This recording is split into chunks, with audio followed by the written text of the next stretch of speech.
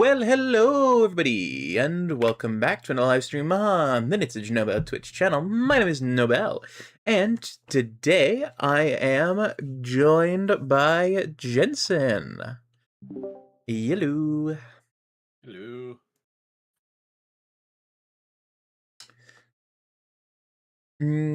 Also, hello, Imai, how you doing? And hello, Gingy.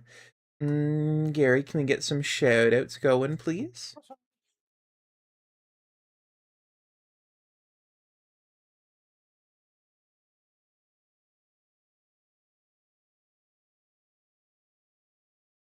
Do you want to tell people what we're up to today? We're gonna get stoned. Well, you might be doing that, but I shan't. We're gonna get stoned. It's gonna be painful. We're gonna stand on the side of the street as people are gonna throw rocks at us.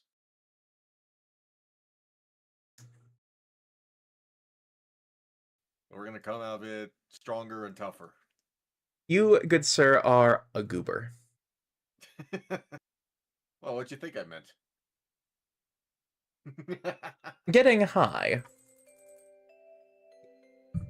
Oh no, I don't do that.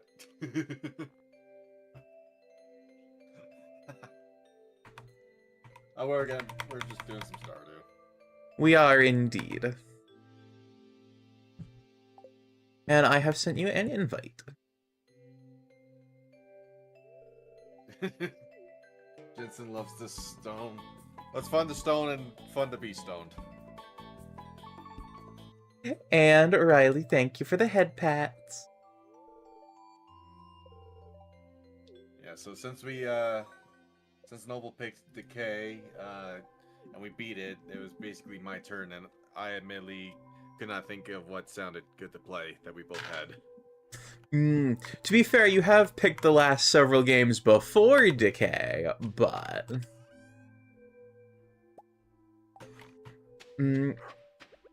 I'm not upset about it. You are really good at picking fun games. I think Tomb Raider might be the only exception, because you never seem to have fun with that one.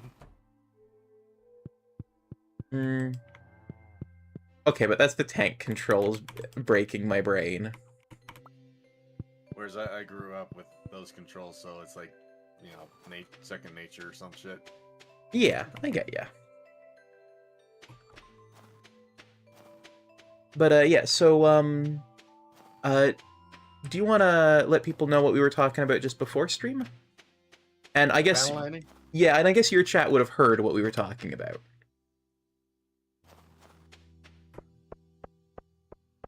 At least for a little bit of it.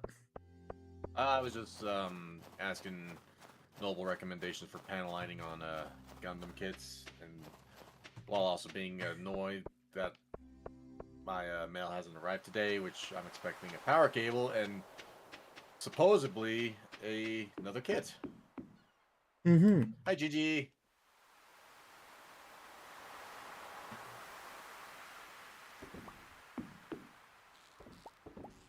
Hope doing well.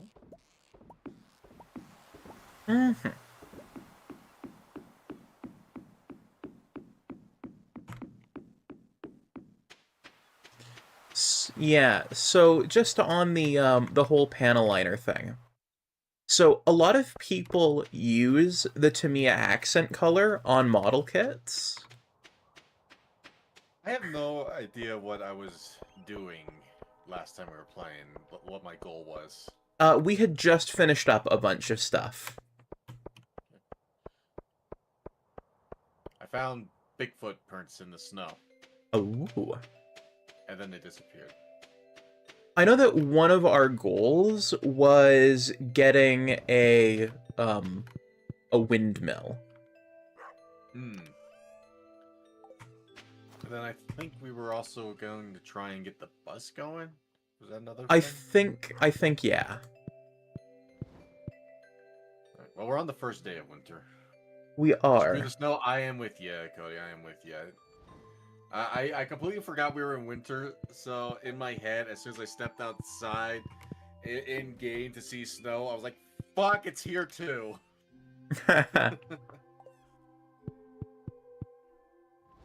So Cody fucking walks in this shit, and it's been sucking. Yeah. I've been getting up at 5 every morning to shovel the driveway and brush off the vehicle.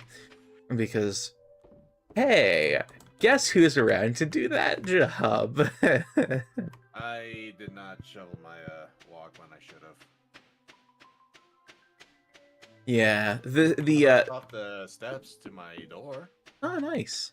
The city center and notices, letting people know, hey, if you don't brush off your driveway and someone slips and falls, you can be held liable. Yay.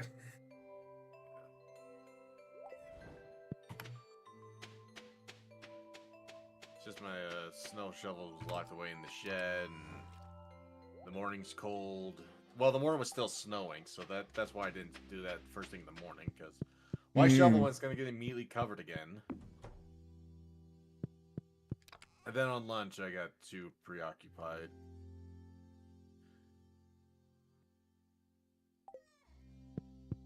That's fair. That's fair.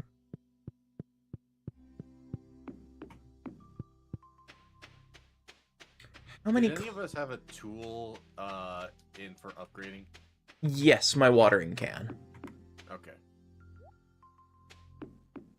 I have my notes from our last session of Stardew. Which are... what I said I was doing? I have a note that you finished up a project, which was getting to floor 100 in the mine. Okay. 100 or 120? Oh, that's a good question. Well, your notes would be wrong because I did reach the end of the mine, which I think said 120. Okay, well, I had written down that you'd reached floor 100. So... Okay. I'm back into trying to find geodes. My bad, I sent some to you. Needed to get rid of it. What did you do, Riley? But, yeah, so while you check out what Riley did, so the... Oh, the snow. He said the snow. So, yeah, so a lot of people who like Gundam use Tamiya panel lining fluid, and here's the thing. It works. Okay. But the problem... I'm holding off on decaling my gun cannon until I want to use some panel lining. But okay. Obviously, I'm waiting till trying to figure out what would be a good choice. What did you just do? What'd you do? I bought myself some more crab pots. How many did you buy? Like, 4. How much are they? They're like 2,000 each. Okay. Because I just suddenly watched their money just drop. Yeah. I wanna try and get the windmill up and going as soon as I can. Okay. And this is how we're getting cloth for that. Because nobody sells cloth. And I need 4 of it. But, yeah, so, the problem is, so to me a panel lining fluid is fine if it stays on the surface of the kit.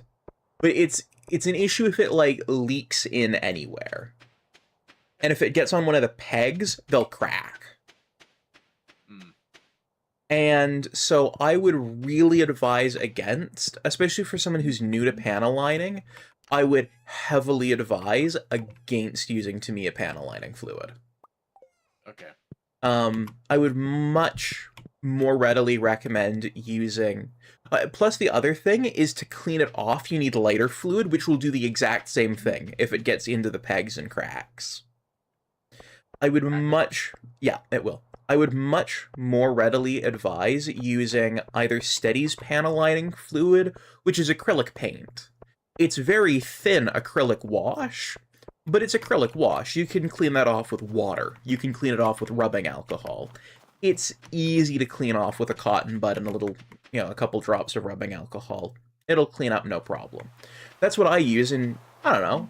I like to think that my models have turned out pretty well. You know? I never realized Linus hangs around the bathhouse in the winter.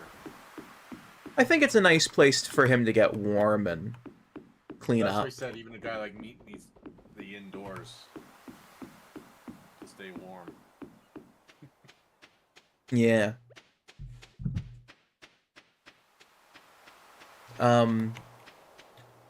The other option are the Gundam fine liners, which I also sent you a link to. Okay. Those are alcohol-based. They're basically... So, they're better than Sharpies, alright? So, Sharpies are pigment suspended in alcohol, with the idea that that will sublimate into the paper, or the cardboard or whatever.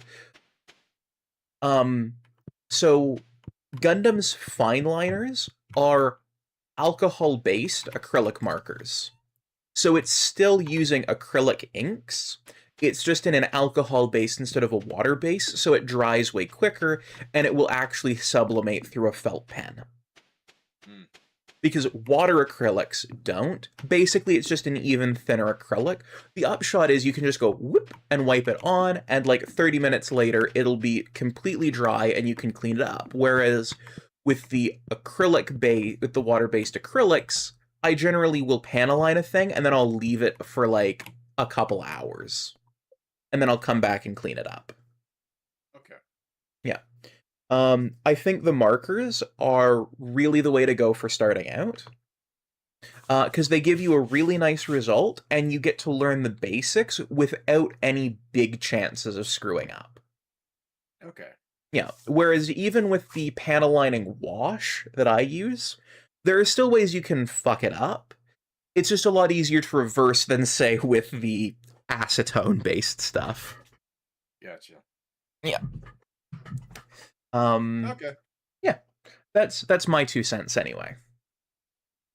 I know a lot of people who are into Gundam and building the kits are going to disagree with me on that, but I think it's probably the most beginner-friendly place to start. Okay. Yeah.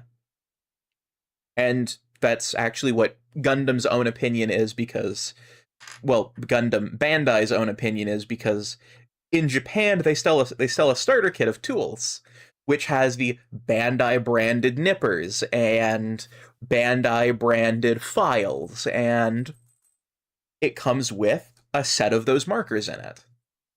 Okay. Yeah.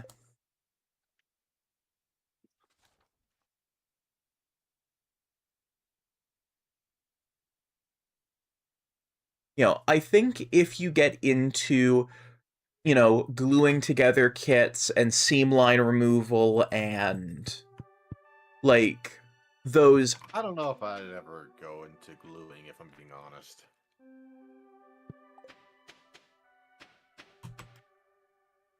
There's something that I like about the ability to take it apart.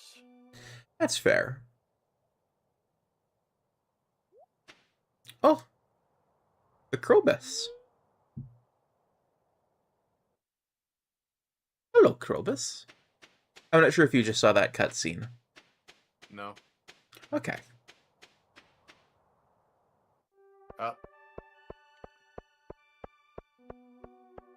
Well, now I did.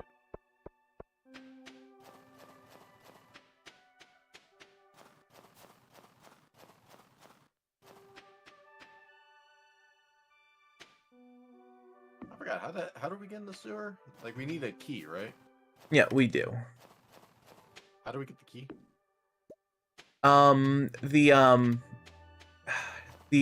What's it called? Where Gunther is. Yes.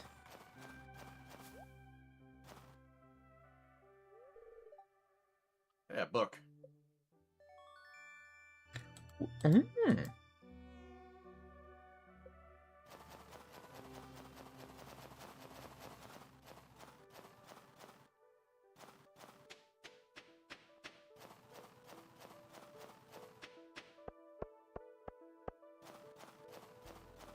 We have a cow. We do. I forgot we had a cow. I mostly do the looking after the cow.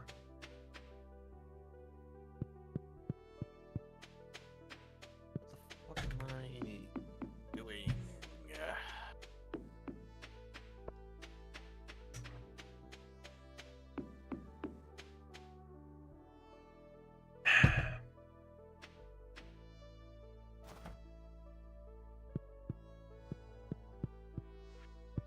Will I bring him in an eel?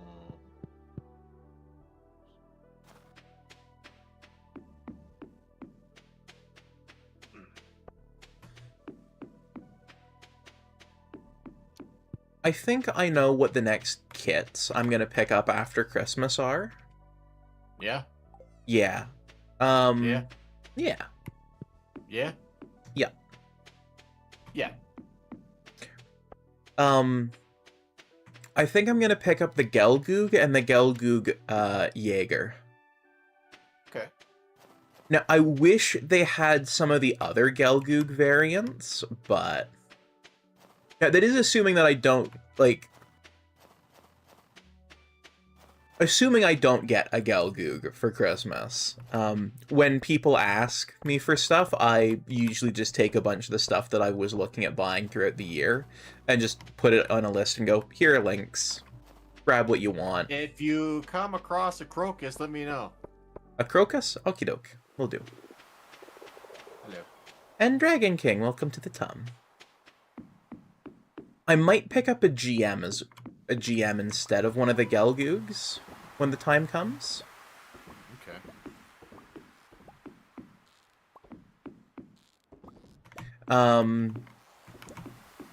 Like, if they don't have one of the Gelgoogs and they've got a GM, I might do that instead. There was one that I saw at Canada Computers today when I went to pick something up, and part of me was tempted to get it while I was there. What did I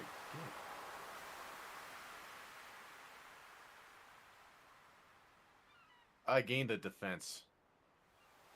Oh, nice. But alright. Which one was it?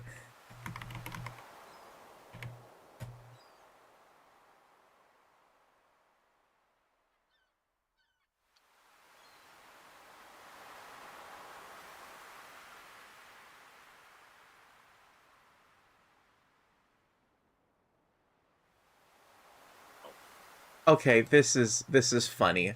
So it was the GM Striker that I was looking at picking up, or that I saw, and I went, "Ah, that would be good. I would like that." I'm assuming you know the GM Striker. If I saw a picture, that would probably help. Ah, okay. Hi, Kick Badowski.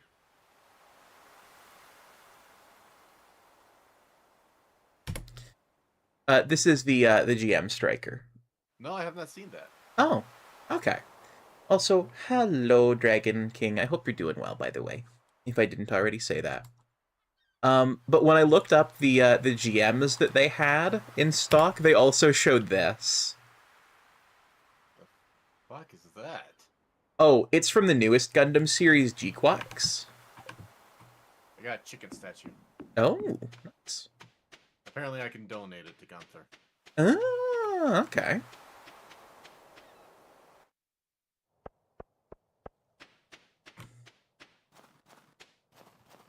So, the reason that's funny is it's not actually called a GM in the series.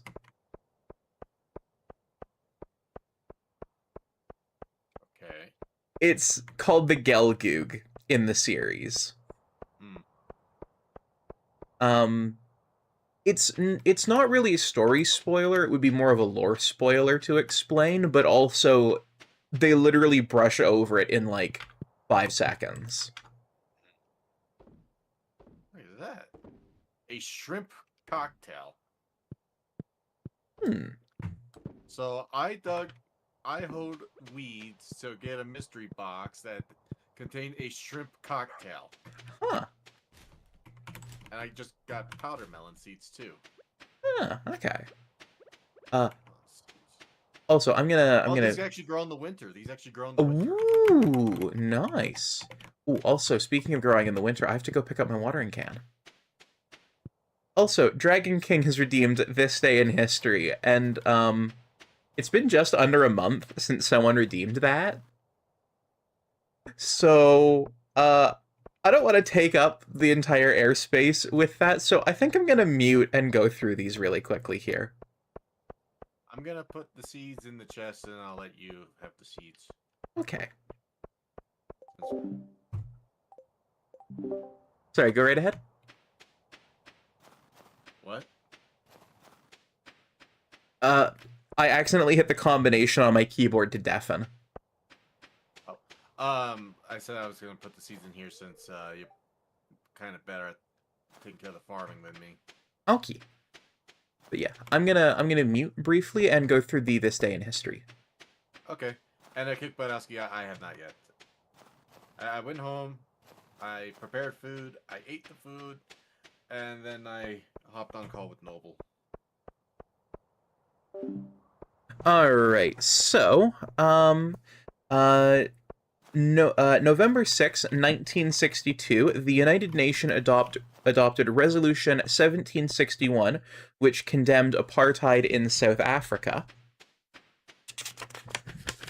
November 7th, 1885, the last spike was driven for the Canada Pacific Railway in Craigalish, British Columbia.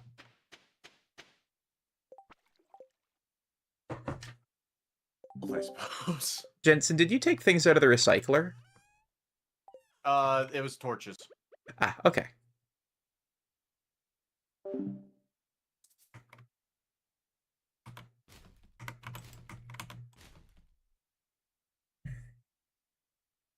Alrighty, and continuing this, on November 8th, 392, the British Emperor, the Roman Emperor, Theodosius I declares Christianity the state religion. In November 9th, 1989, the Berlin Wall falls, allowing people to freely travel from east to west Berlin. November 10th, 1969, Sesame Street debuts on American television. November 11th, 1918, Germany signs an armistice agreement with the Allies in France, ending World War I.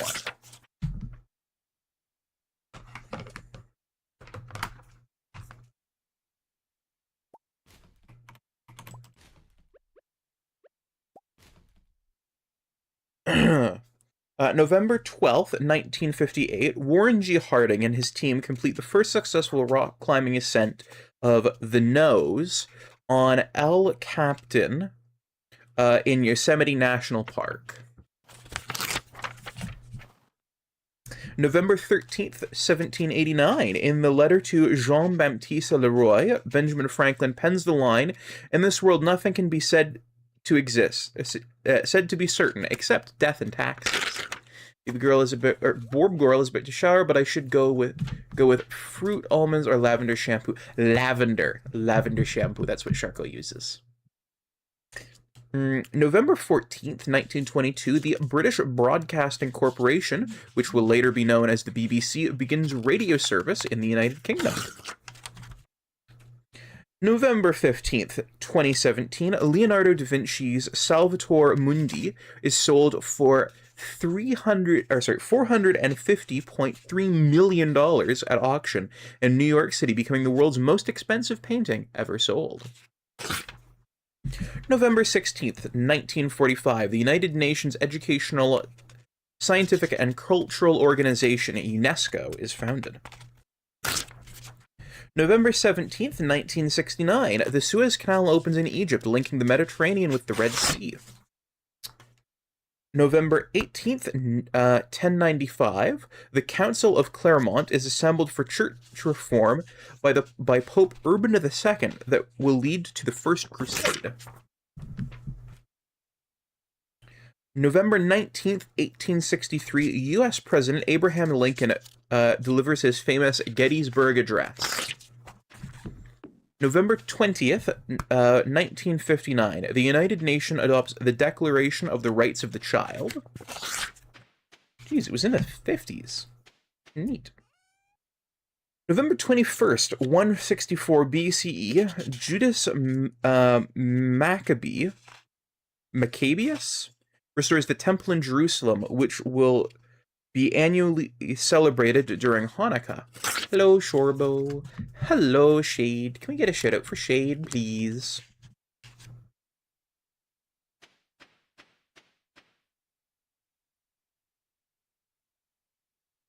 How you doing?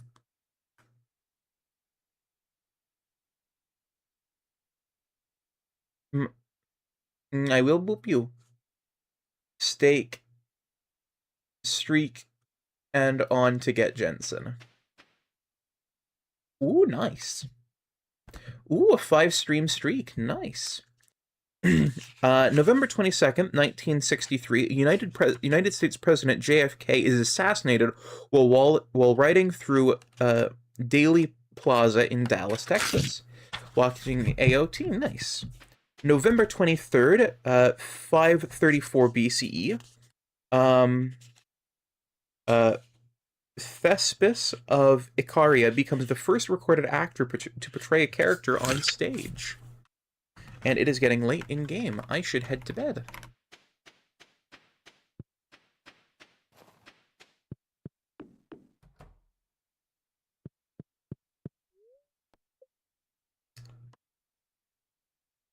November 24th, 1859, Charles Darwin's On the Origin of Species by Means of Natural Selection, in which he proposes his theory of evolution, is published.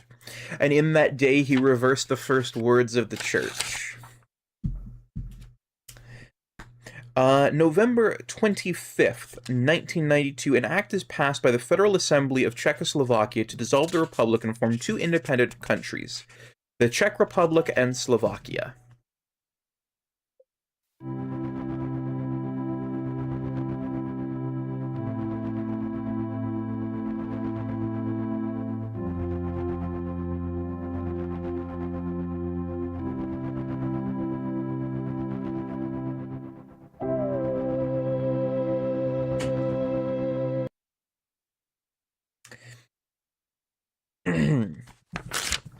November 26th, 1942, the wartime romantic drama Casablanca premieres in New York City.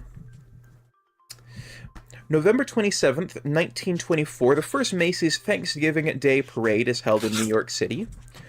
November 28th, 1582, William Shakespeare, also known to me as Billy Shake Shack, marries Anne Hathaway in Stratford-upon-Avon, England. November 29th, 1972, Atari releases Pong, one of the first video games. November 30th, 1872, the first ever international soccer match is held at Hamilton Crescent in Glasgow between Scotland and England. December 1st, 1955, Rosa Parks is arrested in Montgomery, Alabama for refusing to give up her bus seat to a white man in an incident that spearheads the civil rights movement. December 2nd, 1697, St. Paul Cathedral is rebuilt after the Great Fall of London is consecrated. And today, December 3rd, 1947, Tennessee Williams play A Streetcar Named Desire debuts on Broadway. And that is all for this day in history. Options before I grab something is all. And I am back. So Ryan in my chat said, I mean, it's not hard to use it. I hate the pens because they are smudgy and waste more ink, he says. Okay. So let me look at what Rye has said, so that way there's not a back and forth between chats. Well, yeah. Well, I was bringing up the pens. He's the one that recommended like the ink. Okay. And I was asking what he thought with the pens, and that's what he said. Okay. Well, nothing wrong with pulling up your chat either. I mean, I had you up in the background anyway.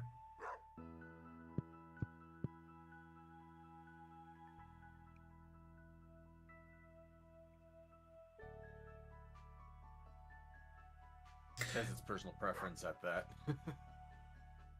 Okay. So, I can absolutely get that. My thing is just that I personally, so when it comes to panel lining and stuff, so for me personally, I tend to like Hold on, I want to point out real quick. You just kept going. For me personally, on a bit on repeat there. Sorry, my brain was just I was adjusting your chat so I could have it up at the same time as my chat. Okay. But yeah, so I think that the markers, so I will agree that they are smudgier, and that they do use like cost to use. The markers are a worse option, right? But you're paying for the convenience of basically being impossible to screw up. And you really can't hurt a model, and once they dry, they're fine. But they are, while they're wet, smudgier.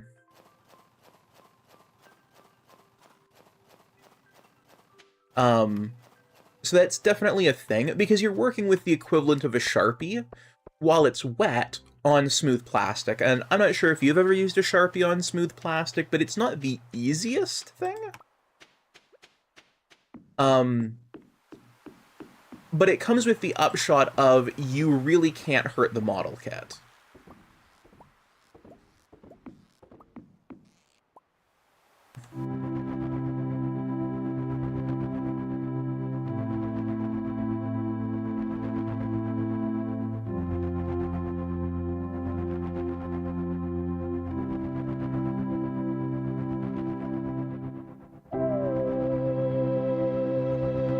Already done kits. And that's fair, if that's where you want to practice on.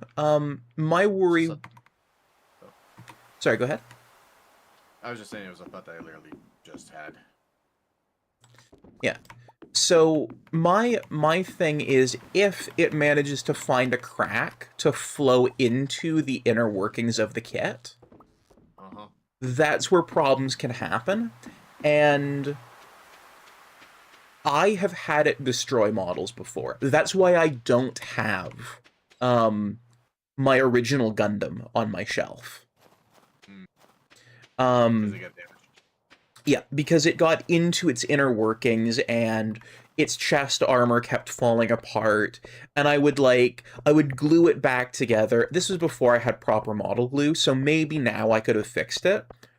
But I was like gluing it together with super glue, and the tension would cause it like every few months it would just like pop off again.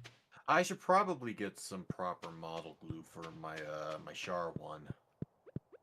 Because that broke when I was building it.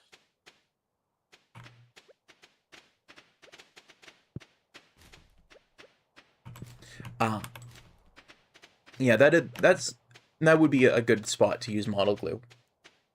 Yeah, it broke on the peg that goes into the leg that connects it to the body. And that's where I'm a little bummed out about that, because, well, this was an official one. This wasn't a cheap fucking AliExpress like I usually get. And the fact that it broke from something that it's supposed to do is what bothers me with it. Yeah, that's fair. Right. So yeah, Rai says his fiance uses pens because his fiance's lazy. Rai dabs the cracks and go over it with lighter fluid and a Q-tip. Yeah, so that's how you clean it up. I got more seeds. Oh, nice. And Oh, they're in the chest that's on the side of your house, and there's also a book in there for you that I've already read. nice. I will have a look at that then. And I found the what's it called again? Crocus. Crocus. On, okay. So we'll have the winter foraging done now. Nice. Also, I looked it up. It's pronounced croquette, which I wouldn't have gotten that. I'm just gonna call it crochet. That's fair. Also, Shade says hot take prebiotic sodas are yummers. I've never had a prebiotic soda, A but prebiotic soda? yeah.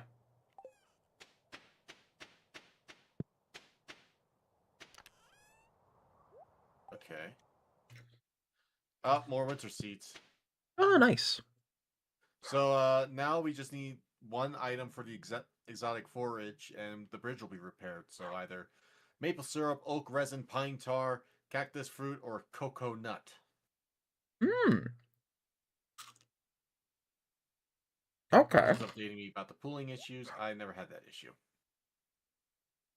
Yeah, I've had it on a couple of my older models. That's why most He of them. agrees, and Lionel agrees with you, Noble. Yeah, I'd say if you want the nice panel liners, that are like liquid based, your best bet is to go with Steady's Powder metal acrylic. grades. Okay. Um,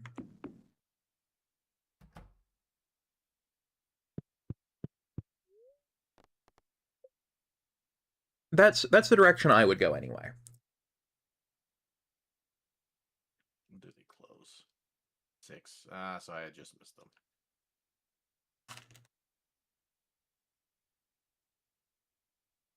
I'm of the opinion that both can give nice results. Like like you remember when I was building my little baby Zaku's, right? Mm-hmm. So the first two that I did, which is the white one and the orange one, I did those both with the panel lining markers. And the other two I did with the steady panel lining fluid. Mm. And they both turned out really well, I think. Okay. Actually, I say they both. They all turned out really well, all four of them. Shade says they're diet sodas, but made with things like ginger root, apple cider vinegar, things like that. Okay. That doesn't sound horrible. No. In fact, for the one made from ginger root, that actually sounds like it could be like a proper ginger beer. Mhm. I'll be right back. I gotta use the restroom. Okay.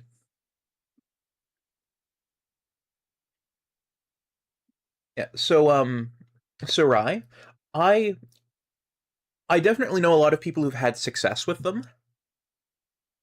I think it requires a different building style. Like like the people who I know who've had the best success with it, what they do is they cut out the parts for a step, they panel line them, like they get them cleaned up, then they panel line them, let them set, clean them up, and then they assemble it together. So that way the solvents have stopped being on the model.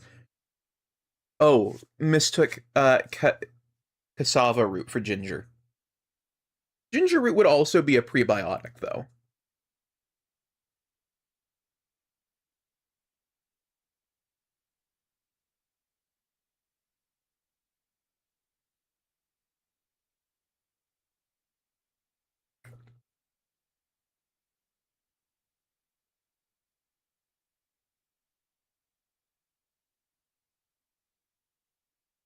It also can vary per kit because the different materials that they're made out of, from ABS to polystyrene, react differently because of the solvents that are in them and the way the different plastics respond to the solvents.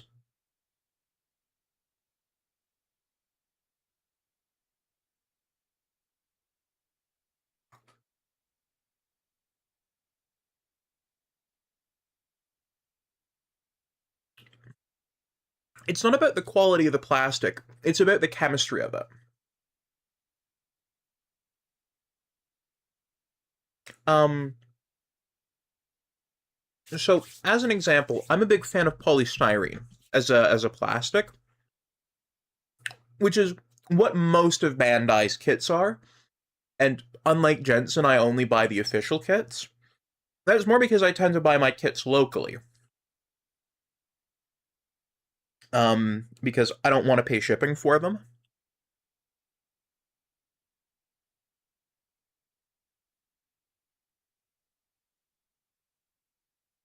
So there's a mix of polystyrene and ABS and things like that in there. But so polystyrene is a much more forgiving material than ABS is, and ABS is where you have most of your panel lining problems from, because of the way it responds. But polystyrene does have similar issues.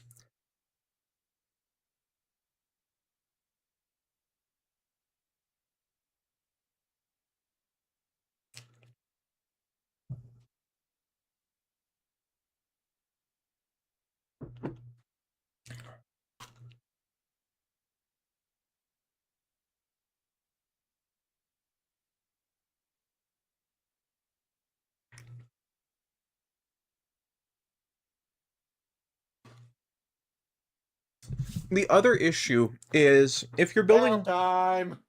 Ah, you got mail, lovely. So I got a third package I wasn't expecting, and this might catch both you and Rye's attention. Oh, okay, yes. Shantae Advance, Risky Revolution. Oh, lovely. I forgot I ordered this. Nice. So this was the unreleased Game Boy Advance Shantae game that they released on the newer consoles. Mm-hmm. So there's that. My cable and my GM kit. Nice. The Slugger. Yeah. So give me a second. I'm gonna see this cable will fucking fit in the TV. Okay. I'll keep talking to Rye and my chat. Well, both of our chats, really. And Shade, I am really glad to hear that the soda is tasty.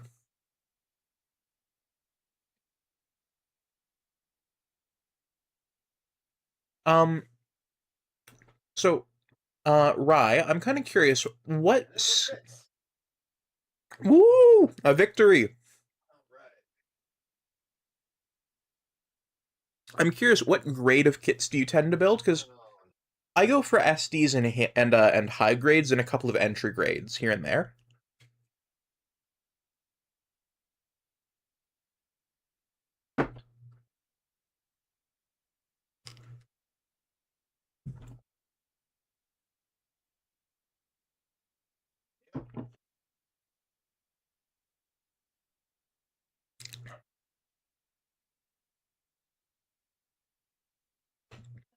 All right, so tomorrow I'm gonna try and return that crappy cable I got from Walmart.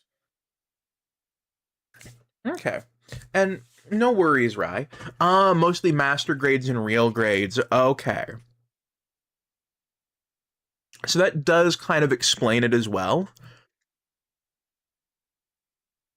The whole process you go through building those is very different from a high grade. And the way everything assembles is different. So it would probably minimize pooling issues. Well, the box looks pretty fucking nice. On the Slugger? Yeah. Nice. Is it a... Its condition looks just about as good as a normal one. Hmm. No dings or staples or shit. All right, cool. It would be very funny if it had the Bandai logo on it.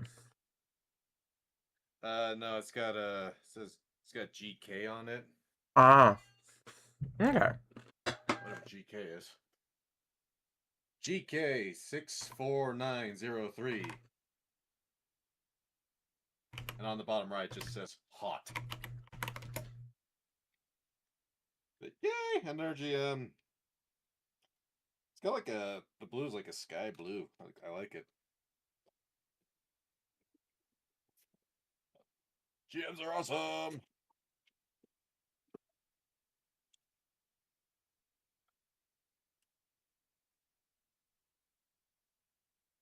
GK do a lot of work with making clone kits. Oh yeah. Yeah. Okay. I'm guessing you were looking that up. Mm-hmm. Did not come with decals.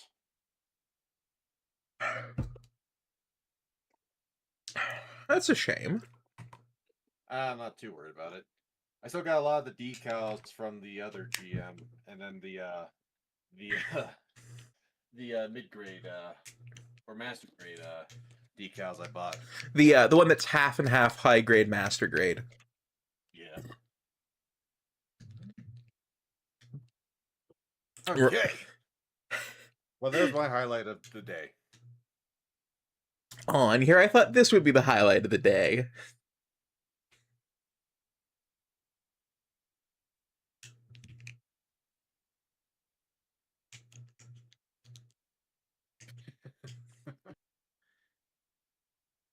I Getting to was. play with you is always a highlight. Oh, yay. It was just it's just also a surprise to have gotten Shantae. I Because see, again, I I see. completely forgot I even ordered this. So the Switch will be getting turned on. That hasn't been turned on in fucking months. Huzzah. The Shantae Advance Risky Revolution. Nice. I bought that before I was getting pissy with Nintendo. To be fair, I don't think Nintendo gets any of the money from those. Well, it's from limited runs, so Yeah. right. I hate stickers. Wire decals for life. I'm mixed when it comes to both.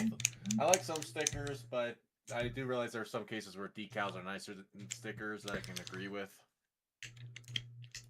Rye also goes for master grades and real grades, so I think that might be pushing him a little bit one way. That I buy high grades off of AliExpress.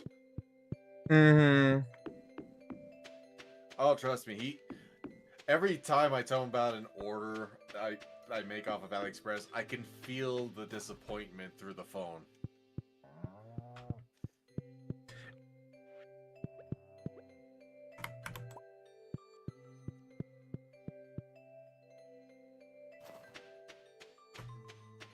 Yeah, whereas I'm more like, ooh, what did you get?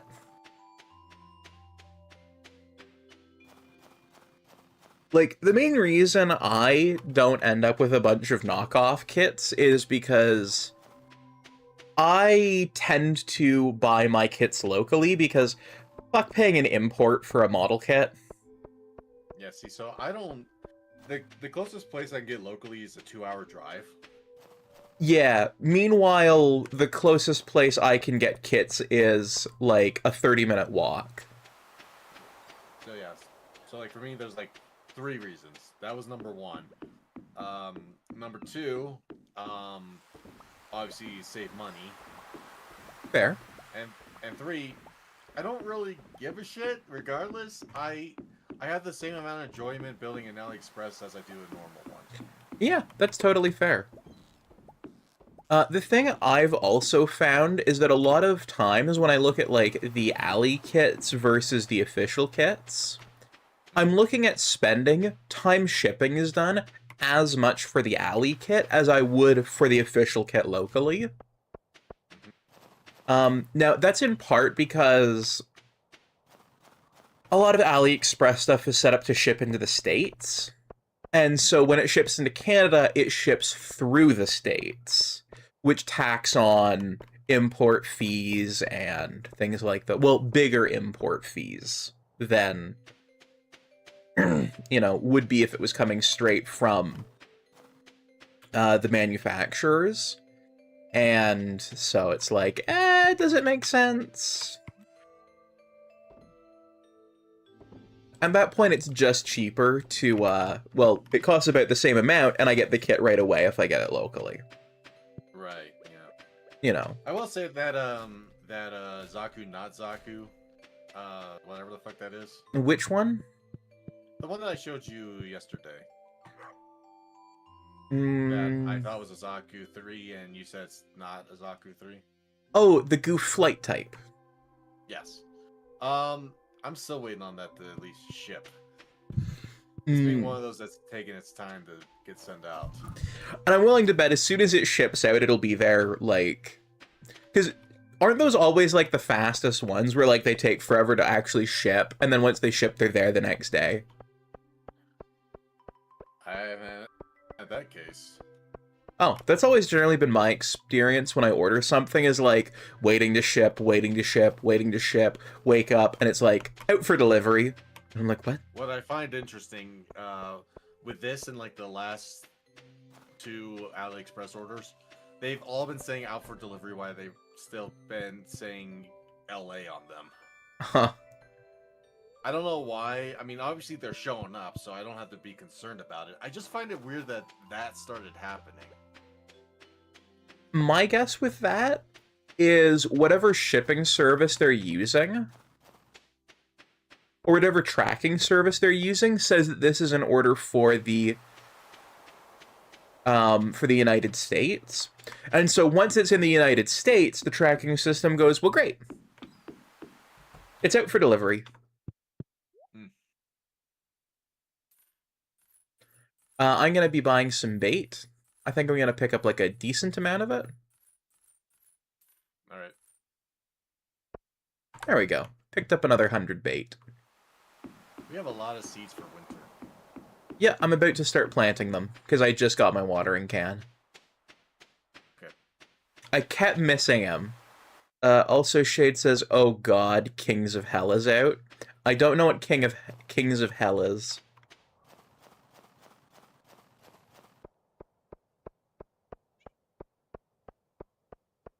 I don't know either.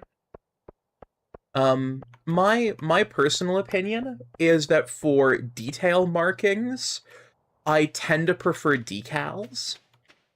But for anything that needs to be shiny or like a foil type deal, I will use the foil stickers.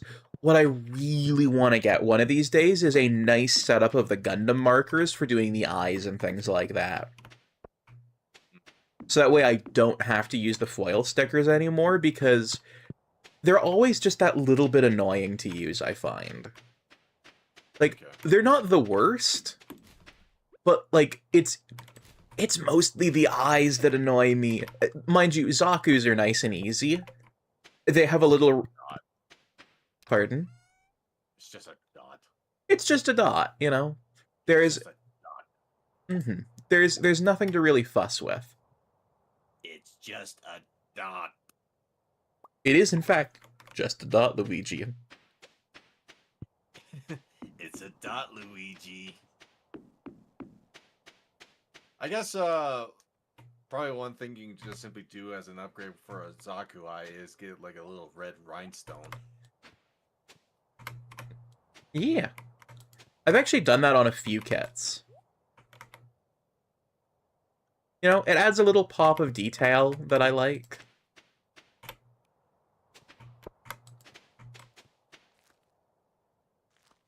More melon seeds. Nice. There you go.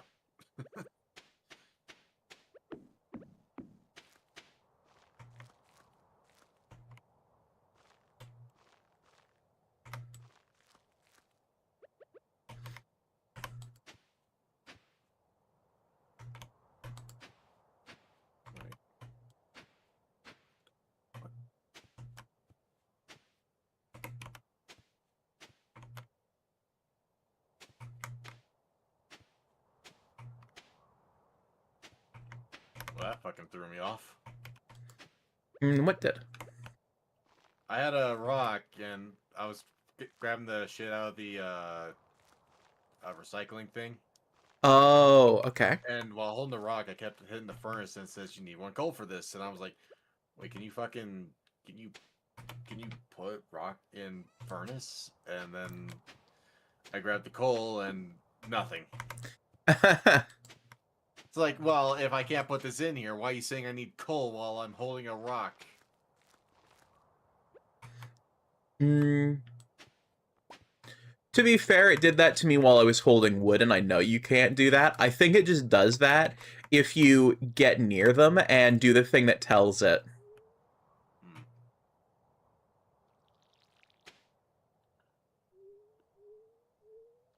Ooh, this new watering can is going to be nice when we get the big field going. Discover a lost chapter of the Shantae saga, fully restored and released after 20 years.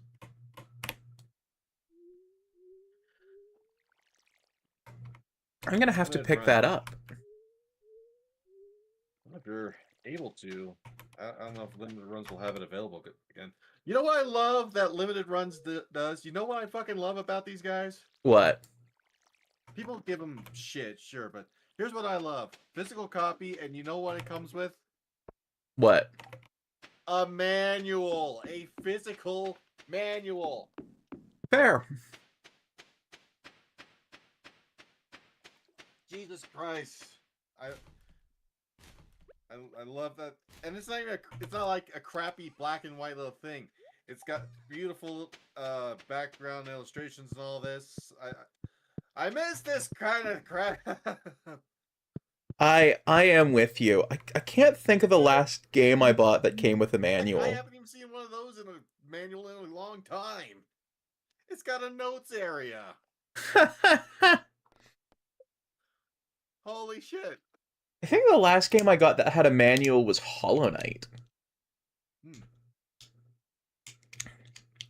fucking when I would be grounded from video games as a kid, I would still like read game manuals and just look at them. That's fair. If I was a toy superhero, my name would be Instruction Manual.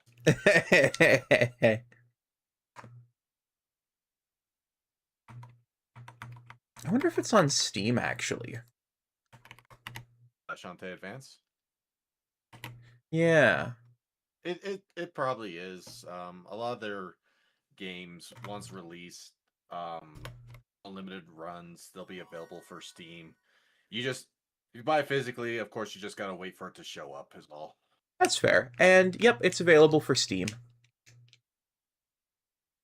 Actually, all of the Shantae series is, which is nice. Even the OG Game Boy Color? Yep. Dang. Nice. They want it for... They want, like, $10 for it. Not bad. Yeah, it's not bad.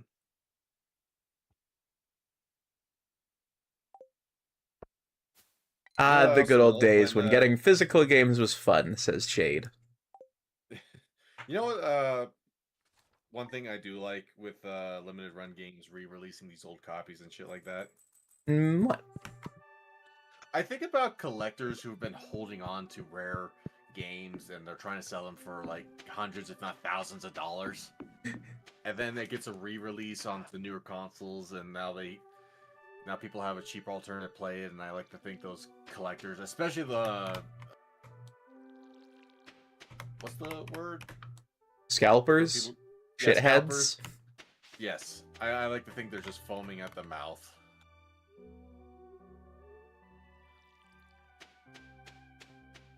Yeah. I heard someone say, but what about the people who have, you know, they invested in these games and took good care of them in the hopes that they might be able to retire off of selling them? To which my answer is, shit, sucks to be them. You know? My answer, they fucked up. Like, I do feel bad for people who are like, you know, I like video games, and, you know, I guess this would be a safe investment or whatever. Like, I feel genuinely bad for those. Oh, nice. You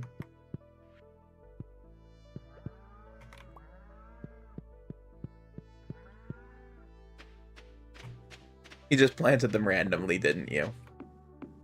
Well, no, you didn't. Nice. You know, if I get more, I'm gonna do it randomly now, right? Just because you said that. God damn it. God damn it. Why do I have to speak sometimes? Because it's an ability you can do. Yeah, I know, but I mean, sometimes I'll say something, and then it gives someone an idea that I don't want them to have.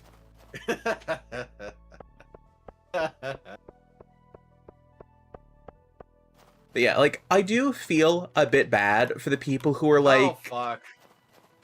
Oh? I kept forgetting. We're 5 days in on this month, in-game month, and I keep forgetting to go fishing at the ocean at night to get squid. Ah. Hey, Jensen. Yes. Go fishing in the ocean at night to get squid. I plan to. Discover the purpose of the skull key. Don't we need to fix the bridge to do that?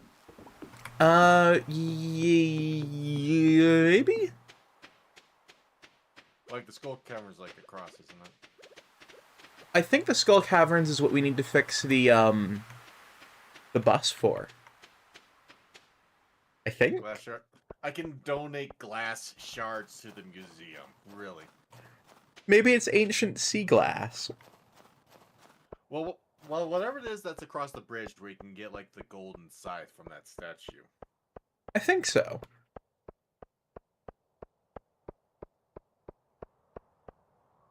Although I think you are right that it's probably in the desert.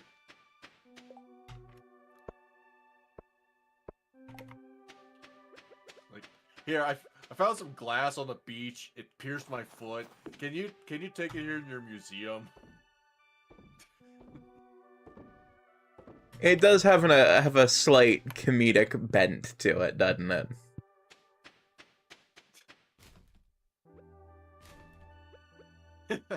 Just picture like break a beer bottle, take the glass shards and split it in two. It just lies there. It seems to have an ancient pheromone that might have produced its own alcohol.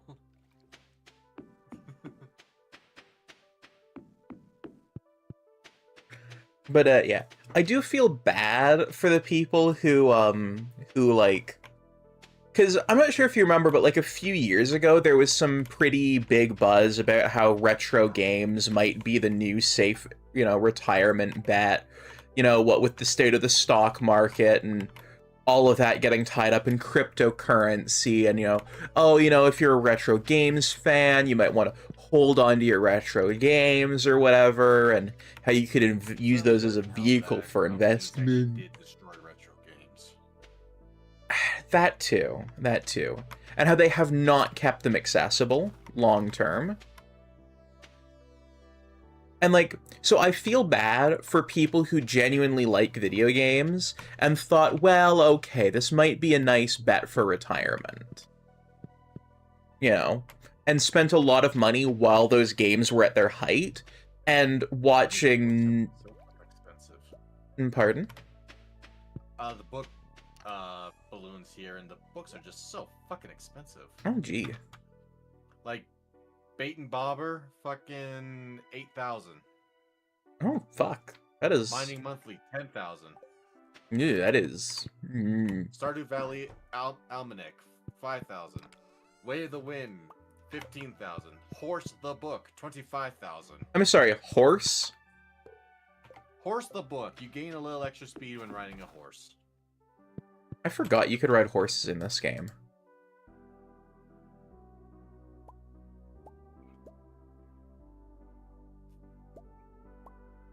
I'm half expecting Drifter to pop into chat now.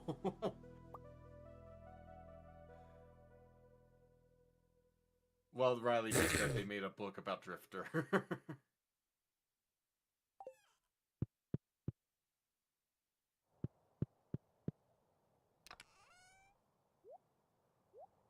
Though I'm pretty sure if there was a book about Drifter, he'd want it to say how to ride horses more slowly. knowing Drifter, I don't think slowly would be the case.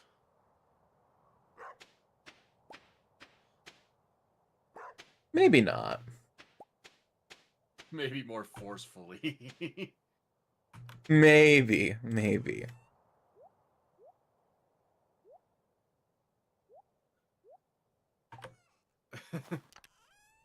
How to make the horse neigh.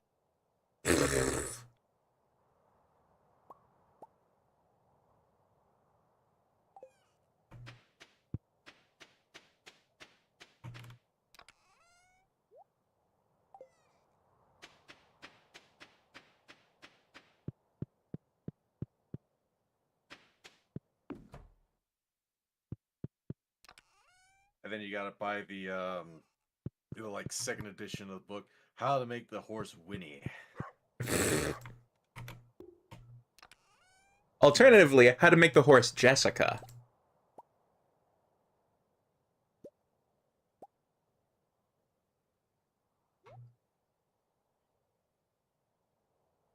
I don't know. I thought it was kind of funny.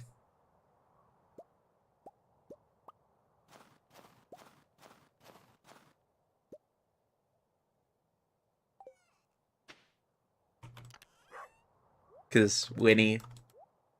Yeah, I got the joke, but I just didn't find it funny. I'm sorry. Okay, it was a terrible pun. And not even the funny kind of terrible pun. The fact that I didn't have any sort of response to that at all probably tells you.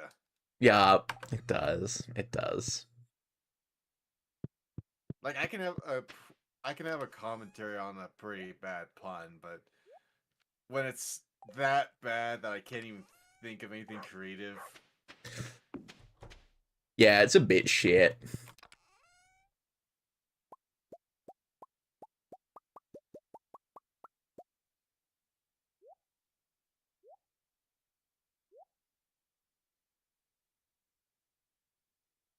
I'm gonna go fishing.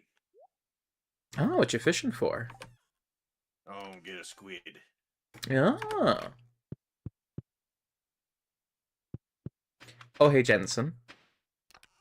Yes. Go fishing at night so you can catch a squid. That's what I'm doing. I'm gonna fish for a squid at night. Good.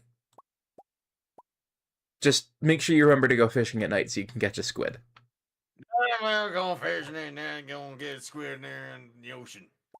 Ah, fuck there, bye. You gotta make sure you don't want to go fishing. Gonna get a squid, don't I? Fuck there, bye. Get yourself a nice double later, eh? You know? Keep you nice and toasty. Keep it from, the cold from nipping at your balls, you know?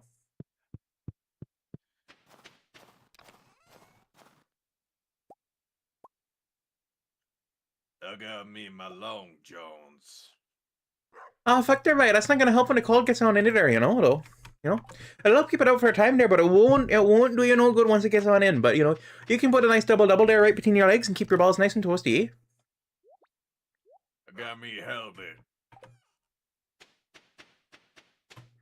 Ah, fuck there. It actually is starting to get cold. I'm gonna have to start wearing long johns to keep warm.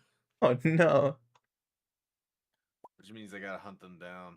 I think I actually need to buy some new pairs.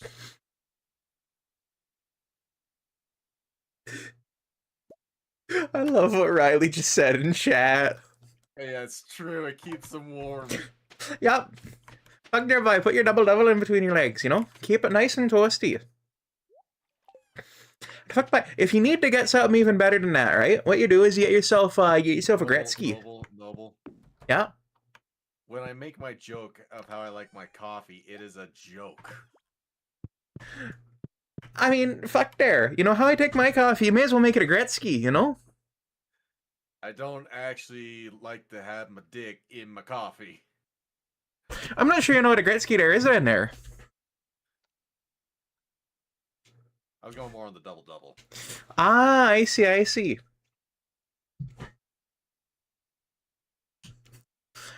And, fuck there, bud shade. Yeah, the Canadians gone loose. Also, shade, thank you for the 3 stream streak there, bud, eh? Fuck, bud. But yeah, Gretzky is a small Timmy's coffee with 12 cream, 12 sugar, because those were his numbers, 12, 12. You know? Got my squid. Fuck, bud. Yeah, got my squid. Fuck yeah, bud. All right, I'm going to see Will tomorrow. Give him their squid even and about yeah. Good there, bye. Once you got the squid there, you know, we can you know, have a nice big fish fry with it, you know? Cook me up some squid gumbo. Fuck there, bye. Why are you trying to turn it into gumbo, you know? You know, batter it up all nice there with the nice brown beer, you know? Get it all rolled up into tossed into there and deep fry the fuck out of her and serve them with a little bit of lemon and a little bit of tartar sauce, you know? That's for the hell of it. Ah, fuck no, bud. You can do that with the squid there too, you know? And it's real nice, you know? Going for squid gumbo. I leave for a minute and this happens. Yeah, I just decided to do the Canadian to be funny. That what when me and Weston, when we started playing Stardew, when we would go fishing, that was our fishing voice. The Canadian there or the oh yeah, get me some gumbo, boy. Yeah, I'm going fishing there, I'm going to get fishing there, yeah. Okay. It's we always bring it down to a grumble where the only words you can essentially make out is fishing, the fish we've caught. Just that's about it. maybe an occasional curse word, I guess. I'm not sure how much anyone can understand me when I'm talking like this there, buddy, you know? Probably more clear than what I fucking pull out. Okay. I mean, I managed to pick up most of what you were saying with the baby, don't go out of it, you know, but you know, but baby, maybe love me. You're gonna go there, fishing there, bird, yeah. Also, welcome home, Raccoon. I think if I was to try and say it normally without the grunt, it sounds more stupid. Let's hear it without the grunts. I'm curious. Yeah, I'm gonna go get that there fishing.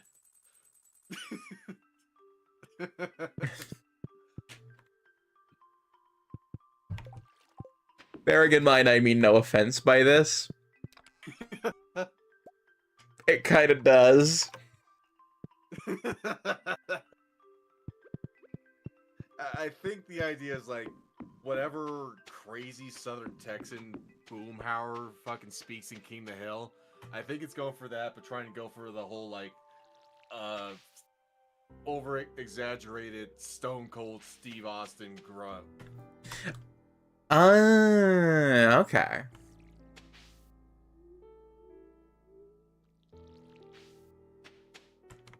You know, I'm curious. Can you guess what my favorite King of the Hill character is? Dale. Yeah. Pocket Sand. It's not actually the Pocket Sam that makes me like him. It's the insane conspiracy theories and, like, I just find him so funny. Pocket Sand. That's also pretty good. Guy says, "Oh, like my coworker. Which fucking coworker?" Also, Shade, permission to send me the splash art for Kings of Hell. Permission is granted. So there's been a lot of these fucking King of the Hills Sora AI where they keep having to turn some sort of form of Super Saiyan. Oh no. And there's one where his hair almost looked broccoli-like, but they put like Dale's head on Bill's body in the background, but there was still Bill right next to Dale. What the this is why the AI should all be set on fire. All of their data centers. I hope their coolants fail and they just burn. fucking Hank's like, this is propane blue. Oh no. So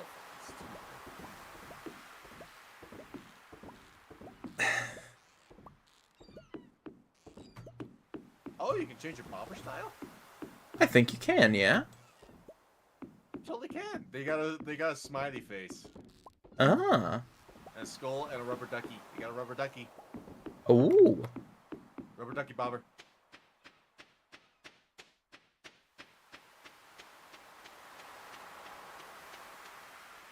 Where the fuck be Willie at?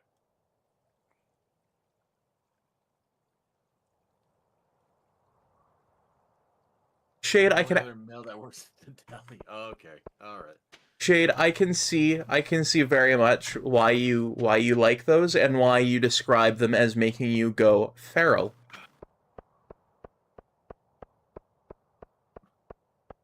What the fuck is Willie? Willie, he's going back to Scotland. Out in the grass.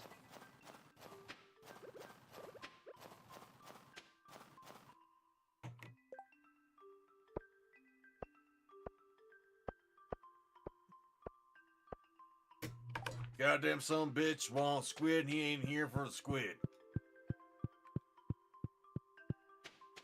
I'm guessing the other guy you worked with has a reputation. Talking about Cody's comment? Yeah. I don't know the other guy. He started when just as I was leaving. Ah, okay. But considering he's been there for about a year, I guess he's probably doing something good. And at least good enough.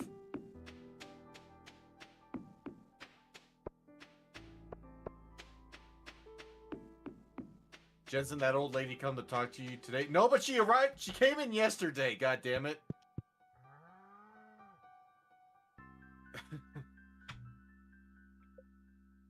Thank God when she left, I was on my lunch break, so I didn't have to deal with her on her way out. Oh, I'm guessing she's unpleasant. So it's not like Karen bad. She seems nice, she seems sweet, but for the love of God, she doesn't shut up. Oh no. She'll Like, talk your ear off. Say the same fucking thing like up to five times. Maybe she's just old and lonely. She's definitely not lonely, I can tell you that, because of what she tells me. Oh no. Like, I don't want to be mean. But, because I'm worried there could be something, like, there could be a loose bolt. Maybe a little bit of dementia or old Maybe, person. Because, well, clearly, it doesn't look like she's allowed to drive. She's always either getting a ride from the bus or she has someone driving her around. And there was a time where she had to be chaperoned by somebody. But there's times where she's not fucking being chaperoned. And there's a case where she was sitting outside of, like, the sheriff's office, which is on the way to the bathroom. And I had to go. And she's just yapping off for like, oh hey, Willie's right fucking here.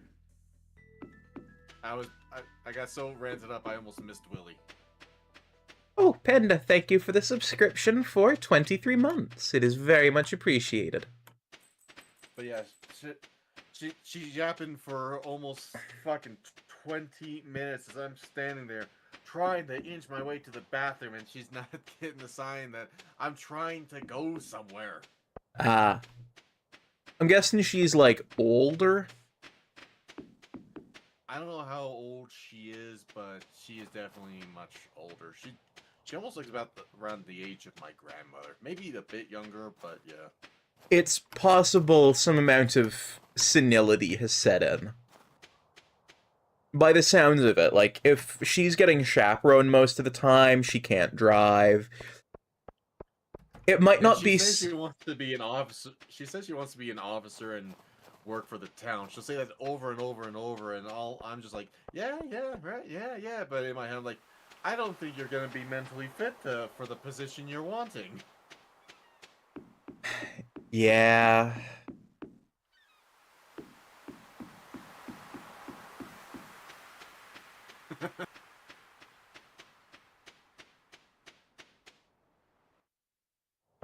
My guess is just that she's not so much screw loose as in crazy, but maybe You know, I was not gonna say crazy. She definitely seems far from crazy, but she yeah. doesn't seem like she's come fully there. Yeah. Like definitely some screws loose, but probably more from age. Yeah. And, like it's not Just fucking uncommon. kick the kid off of the swing.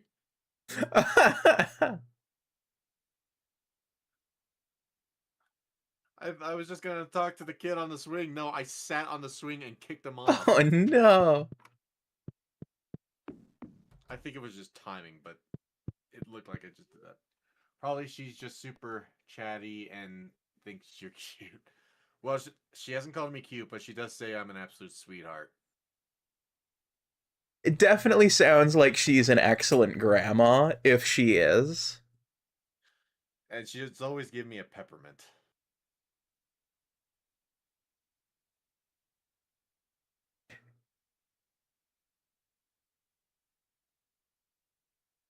That definitely sounds like a grandma.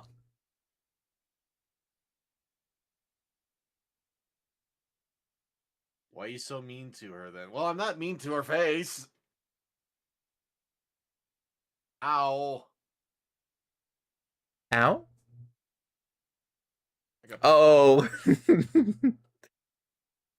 I heard the ow and then chat updated on my end to show the bonk. That's wearable. Oh my god. Oh? I didn't realize this was wearable. What's wearable? I have a bone on my head. I'm a bonehead. Just like in real life.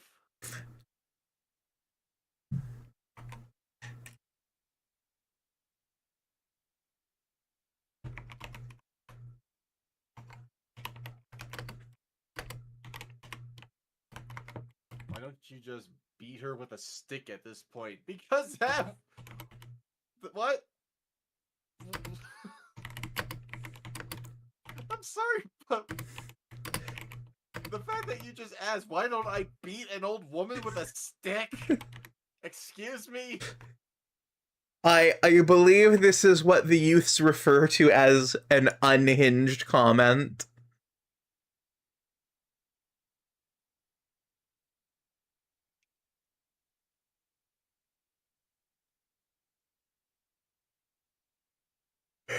Hold ho now, you're the one who said it!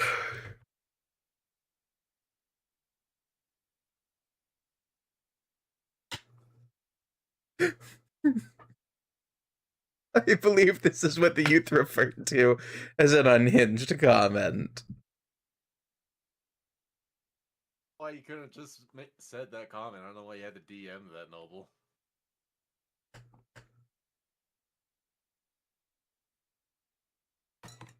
It's just a boner joke. You know, that's fair.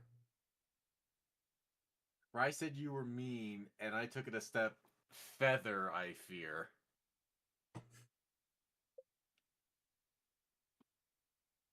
Why do you fear? Be not afraid. Be not afraid to beat a grandma with a stick? Anytime I see the I fear, my first instinct is, why fear? Be not afraid. Let's definitely be afraid about what we're talking about. I believe it's the grandma who should be afraid. Technically. If we're thinking about the way these things relate. Can we just leave the topic of beating grandmas with a stick for the love of God? Yes, let's not beat the elderly. Oh, I was gonna say, let's just beat grandpas with sticks. Let's not abuse the elderly.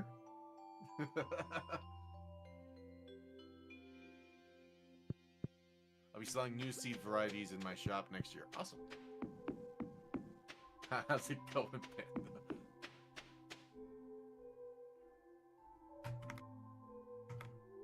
Oh, God. For a festival of ice, it's a celebration of winter. There'll be snowman ice sculptures and ice fishing competition. Arrive between 9 to 2 if you'd like to participate. Okay. Why don't we all just beat each other's meat?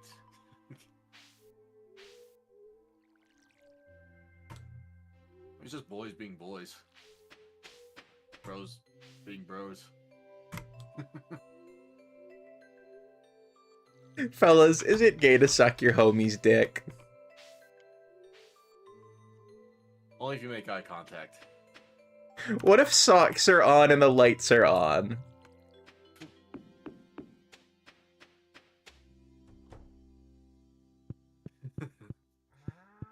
As Skeletor once said, most people have a foot fetish because they lost their virginity to a sock. Until we meet again. Noble, where are you at? I'm heading to the beach. Okay. I have pet and fed the cow, watered the crops, and was going to collect my fish from my crab pots. From a crock pot? Shade says, fellas, is it gay to masturbate? I mean, you're touching a penis, so that's gay. That's almost in the same topic of the fucking, like, people who manage to suck their own dick. It was like, yeah, that's gay. It's like, it's not gay when you touch your dick over and over for masturbation. But yeah, like, I have a bone in my hair. Nice.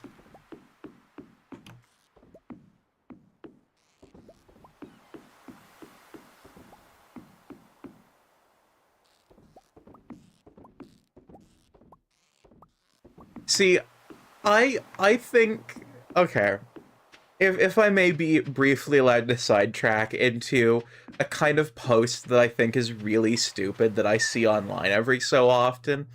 It's something about a guy saying that it's gay to be into, you know, things that women like, or like it's gay to be into doing romantic gestures.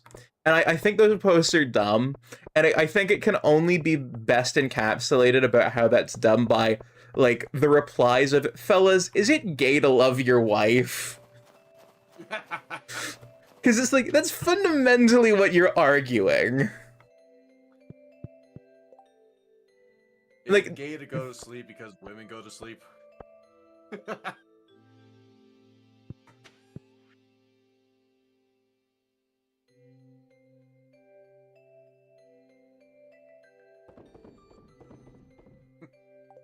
yes, Jensen's... I hate that the silence was just strong after I said that. So I giggled. I'm guessing Discord didn't pick it up. I guess not. Oh my god, I just noticed Jensen's ears wiggle. That's adorable. They've always wiggled. It is also adorable. And they rise when I smile, and they go back when I'm mad or in fear, and they drop when I'm sad. Aww. Pat, pat, pat. Be not afraid. Be not afraid to beat up a grandma with a stick.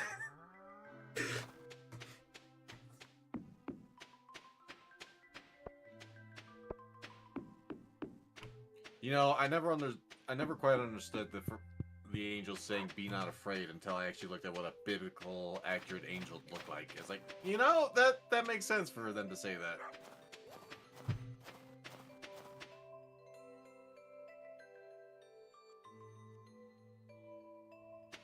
That comment is gonna haunt me forever, isn't it? Oh, you have no idea, Riley.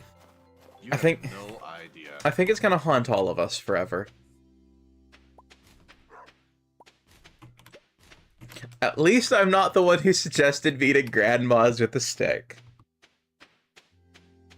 I think there's only one grandma that should be beaten with a stick. And that's Granny from the game Granny. Mm. I mean, for God's sakes, you can run her over with a car and she'll get back up.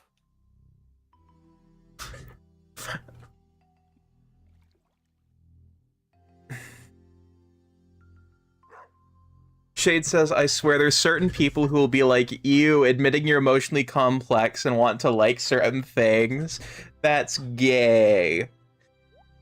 Have you seen the video of the guy who was basically having a philosophy moment or something with like the ball of wire he had? Yeah. And the way the woman's response, that's basically why men don't say anything. Yeah.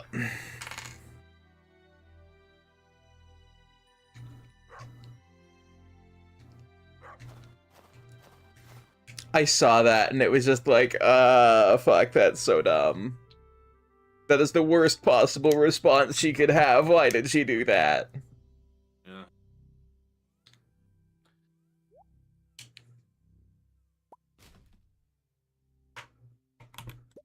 Because that was just like an... Sorry, go I'm ahead. seeing a lot of videos about how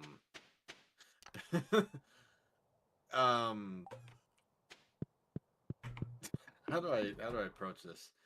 It's basically how a lot of men these days have just stopped chasing women, and women are noticing. Yeah.